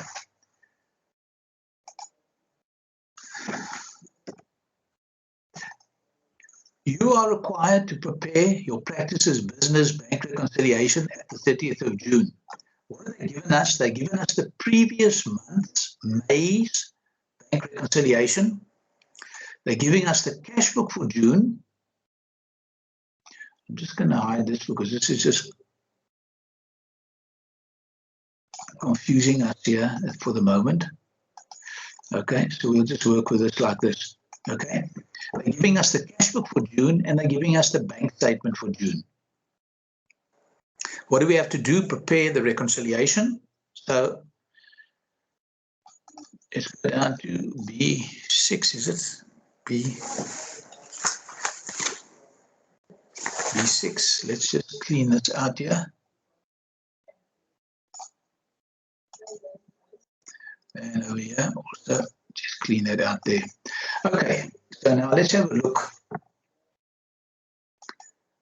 This is what we are given, and we're going to prepare the bank reconciliation statement. What is our cash book balance at the end of June? It's 19,169. So, and it's overdrawn. So we would slot that in to the cash book, 19,169. And if we look at the bank statement is an overdraft of 43,673. So in our reconciliation statement, we also put it in as the minus 43,673. So that's our starting point. The supplementary business cash flow with overdraft and the bank reconciliation statement with the overdrawn balance of 43,673. Now let's go back to this. So now what we got to do is we got to do the physical ticking off. I'm not sure if I'm the only one, but I'm able to follow as it's been lagging since Monday when I moved. That's funny, Anka, that, gosh. Okay, well, a bit late now, eh? Okay, we'll have to do it. All right, so now what do we have to do? We've got to physically, where is our starting point? Let's have a look. At the end of May, we said that the overdraft in the previous month's reconciliation was 122,319. Therefore, the bank statement for June on the 1st of June should start off with the same balance. And yes, it does start off with the same balance. Also, the overdraft for the cash book at the end of May was 48,826. And we look at our cash book for June, it also starts off with an overdraft of 48,826. Okay? So we're quite okay with that. Now we need to, and let's start off with the deposits. We take off all the deposits, and now from the bank statement to the previous month's reconciliation and the current month's cash book. Okay, the first deposit on the bank statement is 1493. We look here it is. It is the trust EFT that was reversed. That was an error that we picked up in the previous month, so we can tick it off the bank and correct it. We corrected it. Okay. The next deposit that we've got is 82,000, and that was standing at the end of the previous month. We can tick that off. The next deposit is 538, and that's now in our cash book, so we tick it off. The next deposit is 1294 on the bank statement, and we can tick it off in the cash book. Am I going too quickly? Yes. Okay, let me slow down. Let me just go back. Let's start again. We are ticking off from the bank statement to the previous month's reconciliation and the current month's cash book. We start off with the deposits. Now we will do the deposit first, then we will go to the payments or the withdrawals. Now the first deposit that appears on the bank statement is 1493. We go and have a look in the previous month's reconciliation, and we see there is a 1493, which was a trust EFT that they deducted. So they must put it back into our bank account. So they put it back in. So we can take those two off. The next deposit on the bank statement is 82,000. Does it appear in the cash book? No, but there it is. It's in the previous month's reconciliation. So this must have been in the cash book of the previous month already. Then the next deposit on our bank statement is 538, and we look in the cash book, there is a 538. The next deposit is 1294. Is it in the cash book? I look, yes it is, and it is 1294. I can tick it off. The next deposit is 23,000. Is it in the cash book? Yes it is, so I can tick it off. The next deposit is 4020. Is it in the cash book? Yep. So I can tick it off. Then the next deposit is 11150. Is it in the cash book? Yes, it is. So I can tick it off. Then this 5,000 here, what does it say there? Number 2, further information supplied. The deposit of the deposit of 5,000 is an amount paid indirectly by a client in settlement of his account. So this client has paid it indirectly. We don't have it in our cash book, so we need to bring it into our cash book. So we need to bring it into the supplementary cash book. So we recorded here, it was a deposit of 5. And we can, okay, wait a minute, I haven't got it there. I think I've got it a little bit lower down. Let me see where I've got it. I'm not quite sure where it is. Oops. No, it's also not that one. I think it could be here. There's the 5,000 there. So I'll bring it in, okay? Now we go back to here. So that we can now tick off because it's into our supplementary. However, what we do see, there's nothing left unticked in the bank statement, but we've got an unticked 1031 deposit now, and this looks like it's right at the end of the month. So this is going to be our typical outstanding deposit that will come through in July, the 1st of July. So therefore, we bring that into the bank reconciliation, the outstanding deposit, and it's always a plus, and we slot it in over here on the 1031. Now we have finished completely with the deposits. We can move to payments. The first payment we got is EFT number 4 for 1270. Is that in our cash book? Yes, it is. So we can tick it off.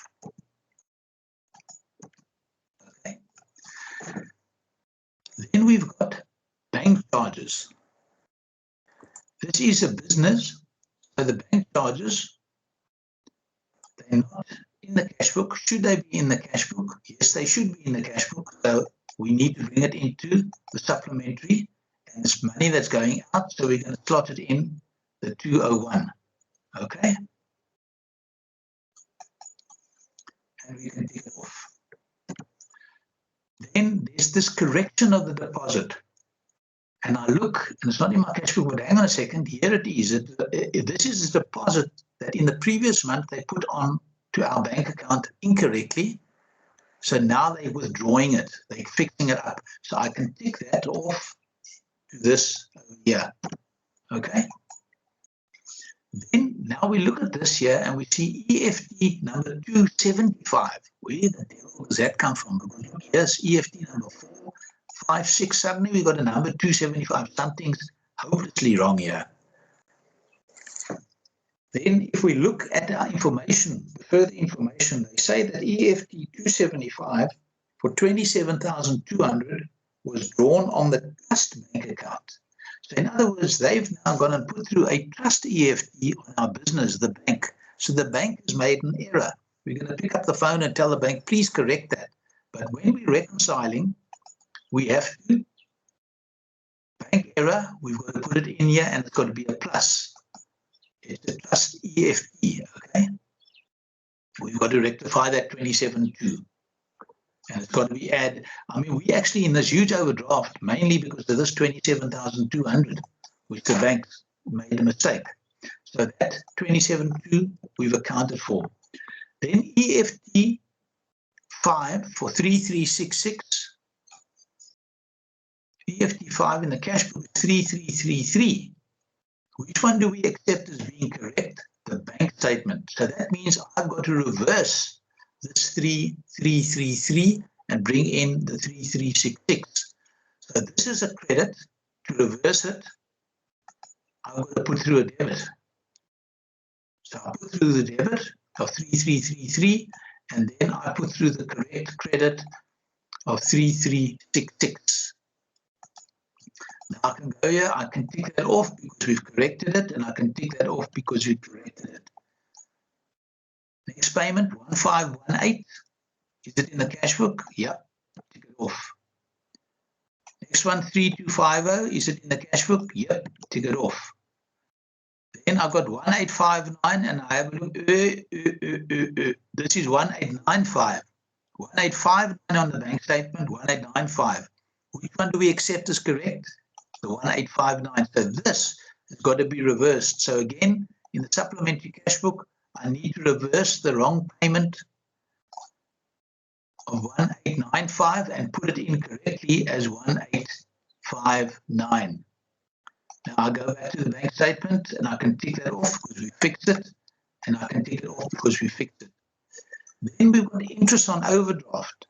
It is the business. We are in overdraft, so that interest is correct. It's not in our cash book. Should we bring it into the cash book? Yes, we bring it into the cash book. It is money going out of the bank, so we're going to credit the 1075 here. And we can go back and tick it off over here. We've accounted for it. Then we've got EFT number 9 for 110, and that is in our cash book. Every withdrawal has been picked up. Every deposit has been picked up. There's nothing. If there was still something outstanding here in the previous month's reconciliation, you have to reflect it again in the June reconciliation, because it means it was never rectified as yet, and it still would be a reconciling difference. So now we can go through and have a look, work out our balances here, work out the balances here. What are the balances? The balance is 1522 overdrawn, and over here, if we add it up, it's also 15442. So there we are balancing. Okay.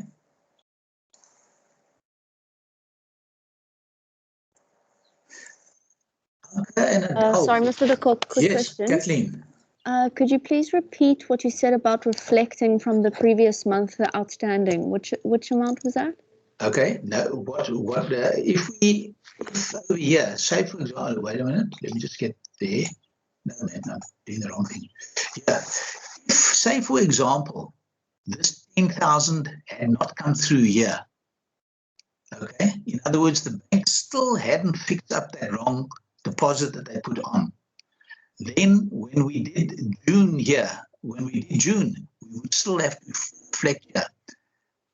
Wrong deposit, 10,000, because it remains, until the bank fixes it up, it remains a reconciling difference. Does that make sense? Is that what you asked me?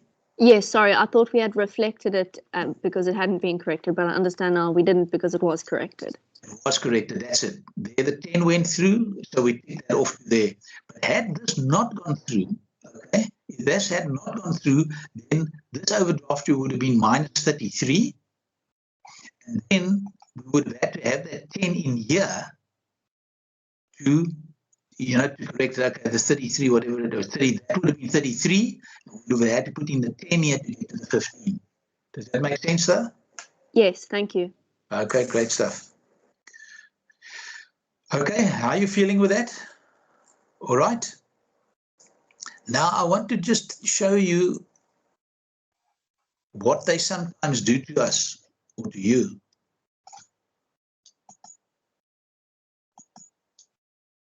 Which you've got to be very wary of. Let's go to question B8. B8, which is the last question there. Let's work through this one together. Your trust bank statement reflects a balance of 246,810.12 at the 31st of 2017. Let's see what is required.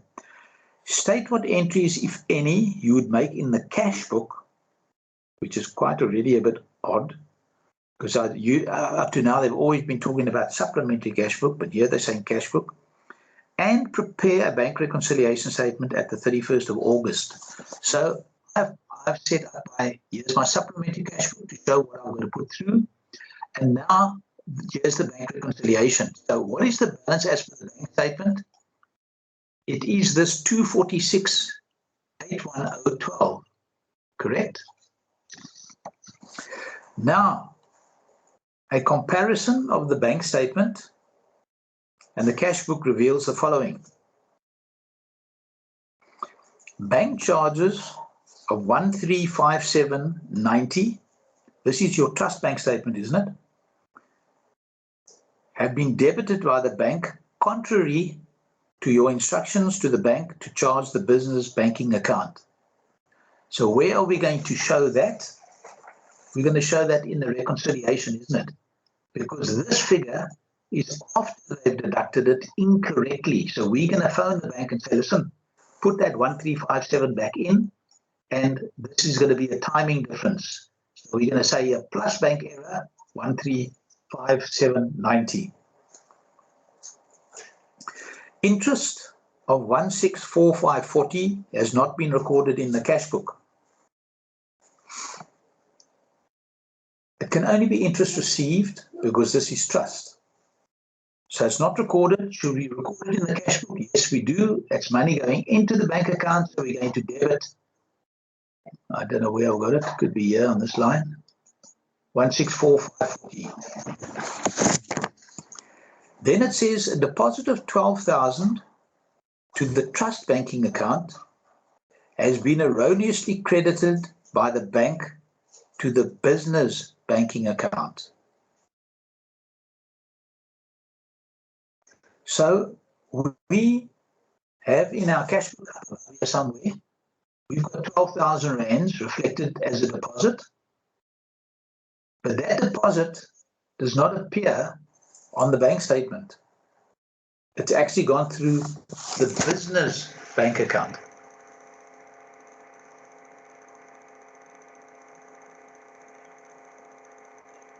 How would we correct this? Do we correct it, or what do we do with it? What is it? Let's just think again. What is it? We put through a 12,000 deposit in our cash book, but that deposit has actually gone through on the business bank statement. So how do we treat this? Instead of a plus, you put a minus.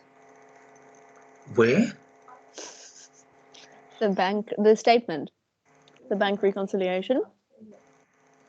So I don't know. I'm guessing. Yeah, no, but think it through. Look, the 12 is here. So in other words, whatever balance there was in the cash book, the 12 is included in there, but it's never been included in here. But tell me, is this a bank error? Or is it just a straight outstanding deposit? It looks like it might just be a debtor that owed us money and he had money in trust, so that's why we debited the money from the trust account to the business account. No, look, we're doing a bank reconciliation here, eh?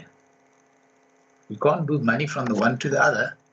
Who's made the error? The bank has made the error, isn't it? And where did the bank make the error? They made an error in our business account. In other words, they put a deposit of 12,000 into the business that should be in the trust. But we're not reconciling the business now, we're reconciling the trust. So in the trust, it's purely going to be, our trust cash book is not wrong, but their bank statement is wrong because it hasn't got this 12,000 in. So all we're going to say is plus outstanding deposit. We don't call it an error. I don't know if that makes sense to you. We don't call it an error because the error has not been made in the trust. The error has been made in the business. But in the trust, we are reflecting a 12,000 deposit up here somewhere, which never appears on our bank statement. Now, if so far, whenever we've had a deposit like this 3-1 here, that never appeared on the bank statement, we just call it plus the outstanding deposit. So there's no difference between this and this 12 here. We're just going to purely say plus outstanding deposit. It's just an error that the bank has made. But it's not an error in the trust, the error is in the business. So we've got to put it over here. Does that sound all right? Yes. Okay.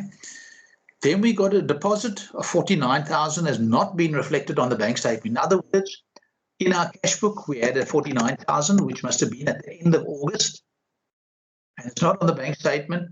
So it's our typical outstanding deposit plus.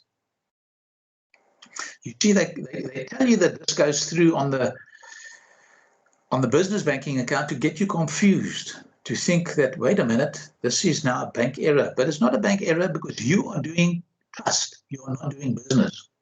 There's no error in the trust. It's just that it hasn't come through yet. But your cash book is correct. And if you add it back, then your bank statement is also going to be you waiting for them. Because now in the next month, when you phone them and say, hey, take it out of the business and put it back in trust, then we're simply going to tick it off. But it has been recorded in our business books, well, in our trust books, so our trust books are correct. Then an EFT of 12,000,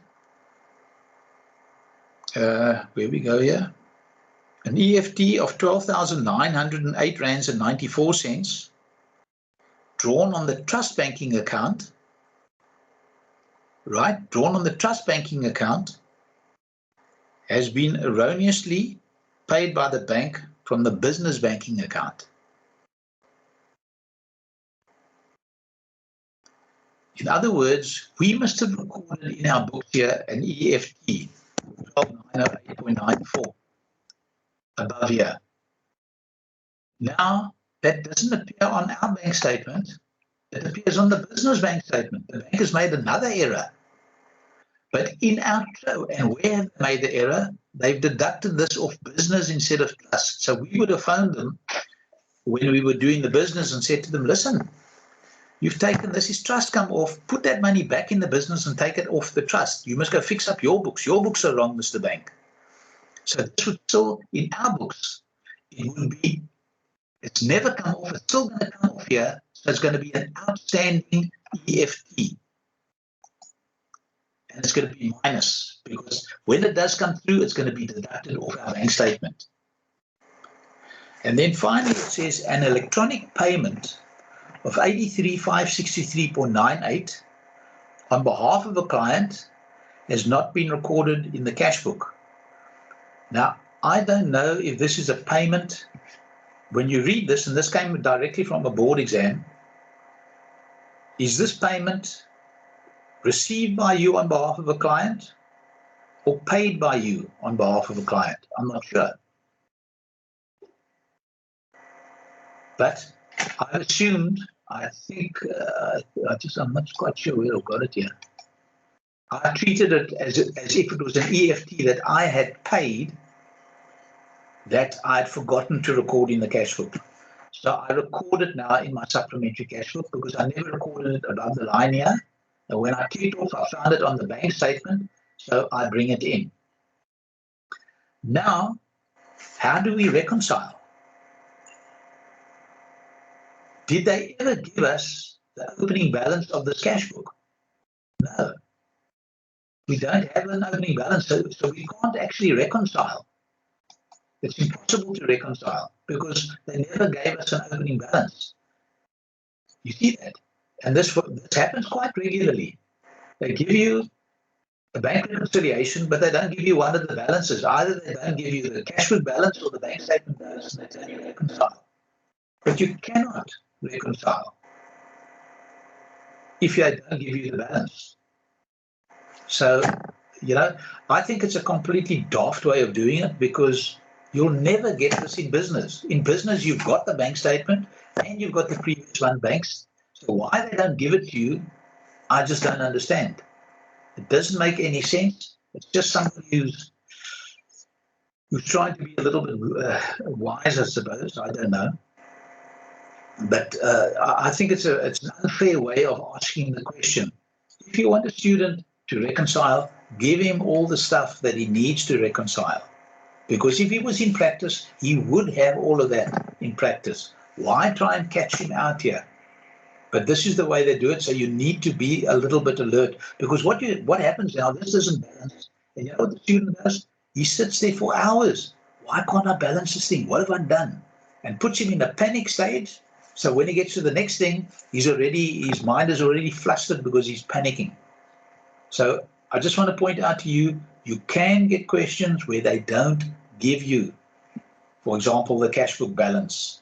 And that is done purposefully. And they tell you do a reconciliation, but it's impossible to do it. Okay.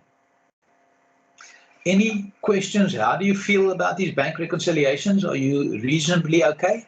I have a Can I ask a question. question? Yeah, sure. That less outstanding EFT, I think it's number 5. Could you just re-explain why it becomes a negative? Okay. This EFT, right? Yes, that one. Okay. An EFT for 12,908 drawn on the trust banking account has been erroneously paid, right, from the business banking account. In other words, we've recorded this EFT in here, but it's never comes through on our trust banking statement because it's gone through off in the business banking statement. So when I'm doing the trust, I've got to, that 12,908 would have affected any balance. Had they given me a balance, that 12,908 would have affected the balance and would have reduced the balance of the cash book. You agree with me? Yes. Do you agree with me? Because I entered this into my cash book. When I entered it into the cash book, it had the effect of reducing any balance that I had in the cash book balance. You agree with that, eh? Mm-hmm. Okay. But that 12,908 never came off the bank statement of the trust account because in error it went off the bank statement of the business. So if I want to agree the balance of the cash book to the bank statement, I would have to deduct it here because it's been deducted off the cash book here, but it's never been deducted off the trust bank statement because in error it was deducted off the business. Can you see why it's got to be deducted off this year? Because now in the next, when the bank corrects it, they're going to put that money back into the business account and then deduct it in September. They're going to deduct it off this, and then I will just tick it off to here. Okay. Yeah, that makes sense. Thank you. Okay, good stuff. The other questions? There were 2 others that wanted to ask a question.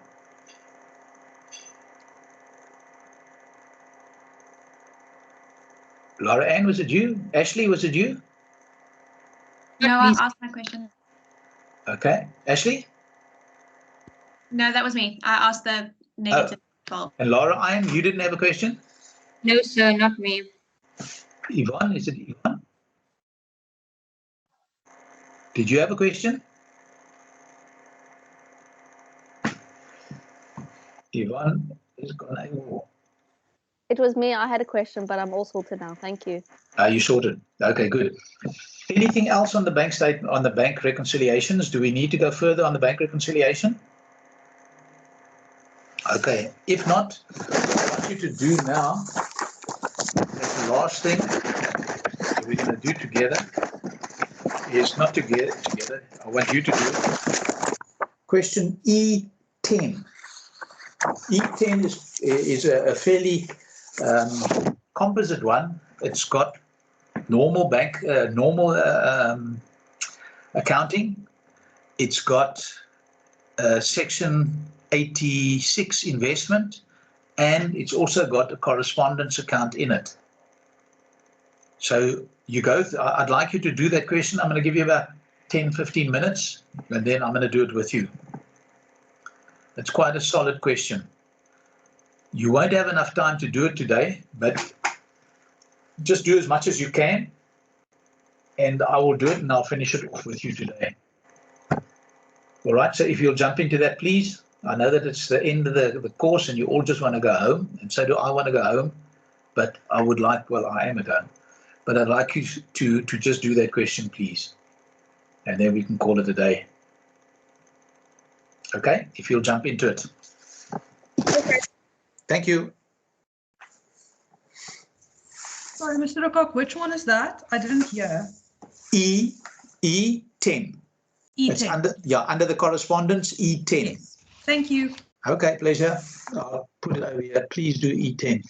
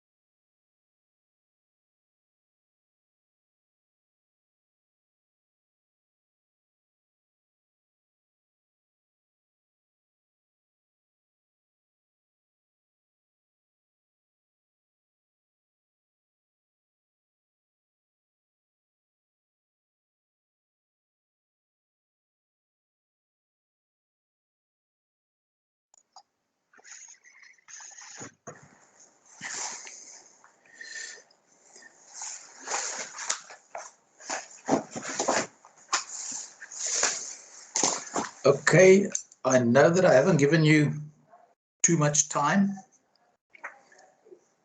Do you mind if I do this question? Otherwise, you're not going to be finished by 4 o'clock, and I'm sure some of you might be at the office, want to go home or whatever it is. Is it okay? Can I go ahead and do it? Yes, good to know. Okay, thank you. Your client of long association, Tough Traders, arrives at your office in an angry frame of mind. Goods to the value of 100,000 have been dispatched to a customer, Mr. Rotten, and to date they've received no payment. Upon further discussion, it appears as if Tough Traders will require counsel's opinion and the services of a tracing agent. The following are the sequence of events. We have to do all the entries in the books of account. On the 1st of October 1995, you receive a cash deposit of 15,000 from your client. Now, let's just go back to the very basics again. Yeah. Okay. Is there a transaction when we receive the 15,000? Yes, there is a transaction. Is it trust or business? It is trust. And does money go through the trust banking account? Yes, it does. So accordingly, we are, okay, I'll say, we're going to go to the trust cash book and we are going to debit the 15,000 into the trust cash book. And we're going to credit Tough Traders.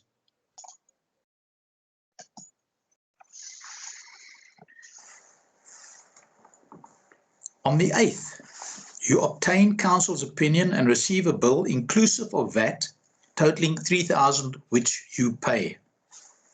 Again, we go back to our flow chart. Is there a transaction? Yes, there is. Is it trust or business? Well, we've got money in trust. So why should it go through business? Says trust, does money go through the bank account? Yes. It goes out because we've paid. So we're going to credit the trust cash book with the 3,000 and we're going to debit Tough Traders. The fact that there is VAT in there, is it our VAT or is it Tough Traders VAT? It is Tough Traders, so we don't concern ourselves with the VAT. We just pay whatever we've been told to pay, which is the full 3,000 rands. On the 9th, you appoint a tracing agent who ascertains that Mr. Rotten is in Namibia. Is there a transaction? No. We just appointed somebody. On the 10th, you instruct a colleague in Namibia to act as correspondent and collect the debt. Is there any transaction? No. On the 11th, you invest the balance. What is the balance? We've still got 12,000 rands here of Tough Traders, and we invest it in a trust deposit of their benefit. That means we put it into ABC for the benefit of Tough Traders, so accordingly it must be an 86-4 transaction. So on the 11th, we've got a transaction. It is trust. Does money go through the trust banking account? Yes. So we credit the trust banking account. And we would already open the banking account with ABC, not the banking account, the savings account, and we debited here the 12,000. Now, on the 25th, quite a few days later, we've instructed our correspondent. He's set out about collecting, and very quickly, he must be very efficient. Just in 14 days, he's already collected the 100,000 for us, and he sends us. He's managed to summons, do everything, and he sends us a statement. What do we now do with the statement? We do our summary of it, and then we do the steps. The fact that this is encompassed inside, that it is encompassed inside a question, doesn't change anything. We just do the normal steps here. What is the cash that was collected? 100,000. All the expenses? 1,200, 180, 300, 690. Now we subtract the one from the other, and we get 97,630. Then what is our 1/3? It's the 400, the 60, the 200 and the 30. And we add those two and we have a look and we've got 98,320 and that agrees with the amount that the payment that we've received. Before this goes out of my mind, and this is a very important thing that I'm going to tell you now. It's got nothing to do with this question, but it's got to do with correspondence. I want you to go back, right? Take your handout and go to question E1.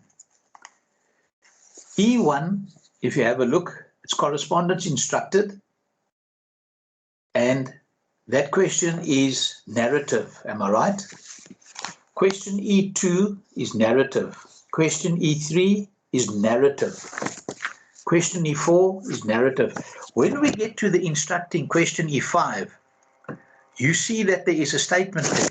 Am I right? You receive that statement. There's a statement.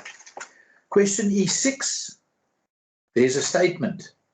Question E7, there's a statement. Question E8 is a statement. Question E9 is a statement. Question E10 is a statement. Question E11 is a statement. Every one of them has got a statement. What in your mind, when you see a statement now, who do you think you are? You think you are the instructing correspondent. Am I correct? Am I fair in saying that? As soon as, because look at these questions, as soon as you see the statement, you think, oh, no, I must be the instructing. Now let's just go to E5. Go to E5 there, please. What does E5 say? It says, you receive the following statement from your correspondent. You receive from your correspondent, so you are who? You are the instructing, correct? Now, I change one word on this question, and you suddenly are the instructed. Instead of saying you receive, I say you send the following statement to your correspondent. Who are you? You now suddenly are the instructed. And you've got to do from the statement, you've got to do the books. In other words, put through the fee of 300 plus the VAT, reverse the 100 and the 14. Pay the summons from the business, pay the tracing agent from the business, show the 3-2 in trust. Can you see what I'm trying to tell you? You have to be extremely careful. I think it's a completely daft way of asking a question, because where in life, where in any accounting practice do you write up the books from your statement? Your statements are a result of your books. So why the devil do they ask you to write up the books from the statement? What are they trying to do? You know, and that has happened very recently. I think in a year ago or 2 years ago, it came up, one of these daft questions, as it is with the bank's reconciliations where they don't give you both the balances. It's very incorrect. But if that question E5 had said you send the following statement and you did it with the summary and everything, you get absolutely naught. And these questions are always about 25 to 30 marks. So if that was 25 marks, that means out of the other 75, you're going to get null for that because you've done it in a completely wrong set of books. So out of the remaining 75, you've got to get 50, which is a damn tall order. So what I'm saying, read and make sure who the devil you are. Are you the instructed or instructing? Read that. Don't allow them to catch you with that. Okay. Sorry to have to tell you that, but it's very important that you do know that. Okay, so now we've got to do step one. What is step one? We receive the 98,320. What do we have to do? We bank it into trust. And we credit the correspondent with the 98,320. And we have done step number one. Oops, I must put it here. We've done step number one. Let's go up to here again. So step number one has been done. Steps 2 and 3, we know they are journals, and they must always go through in the same set of books. Will this go through in trust or business? Well, there's a hell of a lot of money owed to traders, so it must go through in trust. So the cash collected, what is the rationale? In the trust journal, we are going to say, correspondent, you owe me, and tough traders, I owe you. And we post that, debit the correspondent with 100, and credit tough traders with 100. And we have done step number 2. Step number 3, the costs of 2370, again, in the same journal, but just the other way around, debit tough traders and credit the correspondent with 2370. We post it, debit tough traders, and credit the correspondent with the 2370. And we've also done step 3. In step 4, our fees, only one place to go through, and that's in the business, because it's our fee, and we debit the correspondent, credit fees, and credit output VAT. So we debit the correspondent with the 690. We open a fees account, and we credit the fees, and we open an output VAT account, and we credit the output VAT. Okay, I'm not going to do any transfer now. I'm going to do it when I get to the end of the question, because it says here you pass transfer on the 31st. Nothing more to be done on the statement. We've done everything on the statement. Now we continue with the books. On the 30th, as arranged, you charge an additional fee of 5,000 for your services. That at 15% must be provided. Who are we charging now? Tough traders. So I make out an invoice. There is a transaction. It is business. No money went through the bank. So in the business journal, we are going to debit tough traders, credit fees, and output VAT. We open an account for tough traders, and we're going to debit tough traders with the 5750. We're going to credit the fees with 5,000, and we're going to credit the output VAT with 750. Now on the 31st, we redeem this investment. We withdraw it, and we receive 12,500. When we redeem the investment, where must it go back into? Our current account. So we debit into the current account the 12,500. Now we post this. 12,000 is going to go to the investment, which is no longer there.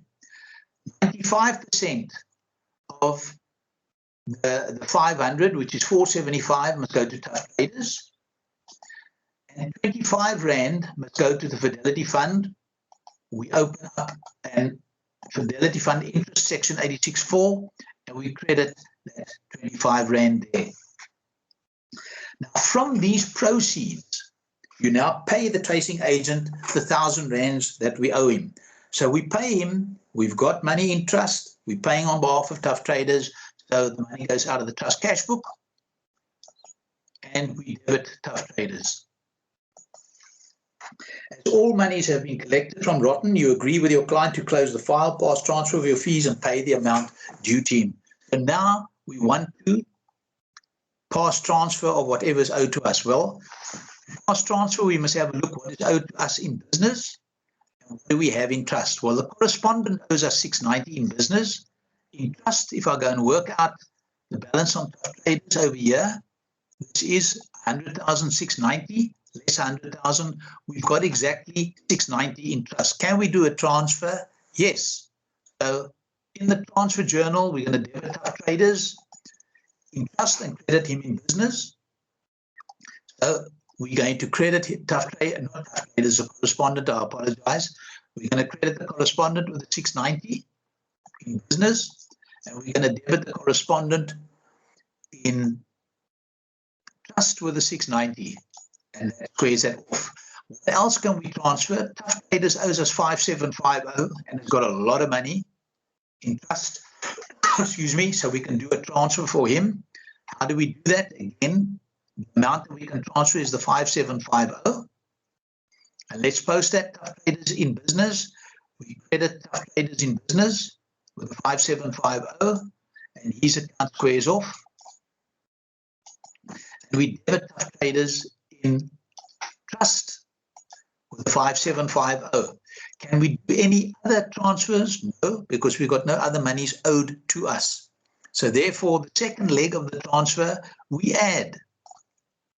And we get 6440, and that 6440 is the EFT that we do from Trust to Business to pay ourselves. We bank that into Business, and we bring down the balance on the business account, which is the 6440. Which is represented by these fees and output VAT. 56,840, 6440. Then the last thing that we're going to do is pay whoever we owe in Trust. The first one I think that we owe is Traders 103355. We pay them and we debit their account. That is the balance on their account, and their account has been balanced. And we're going to pay the Fidelity Fund, the 25 Rand that we owe them. And have we got any more money left in Trust? Nothing left in Trust. And that's the sum total. Okay. I know it was quite quick, but the main thing that I wanted to show you in this question was that if you get a correspondent account in a question opposite like this, don't panic. Just do your statement summary, do your steps 1, 2, 3, and 4, and carry on from there. Nothing changes because it's not a completely separate correspondent account. Doesn't make it any more complex. Okay, the last thing I can say is thank you very much. I'm sorry that I haven't had the good fortune to see your lovely faces. I must say, I far prefer if it could have been face-to-face, and I hope that in the future, when we've all been vaccinated or whatever the hell is going to happen, that we will be able to see each other, or, well, I won't see you because you all would have passed, I trust, I hope. And all right. Well, thank you very much. As I said, if you've got any problems, you've got my telephone number there. When you're studying, you've got a telephone. Those of you who might be interested in coming to that one-day course, which will be on the Saturday at the end of the month, the 30th or 31st, whatever it is, the Saturday and maybe the Sunday, I don't know. Melanie would have sent you that sheet. I'm just hoping that we can have it because I don't know if COVID will allow us to have it by then. But if they're allowing the schools to go back on the 26th,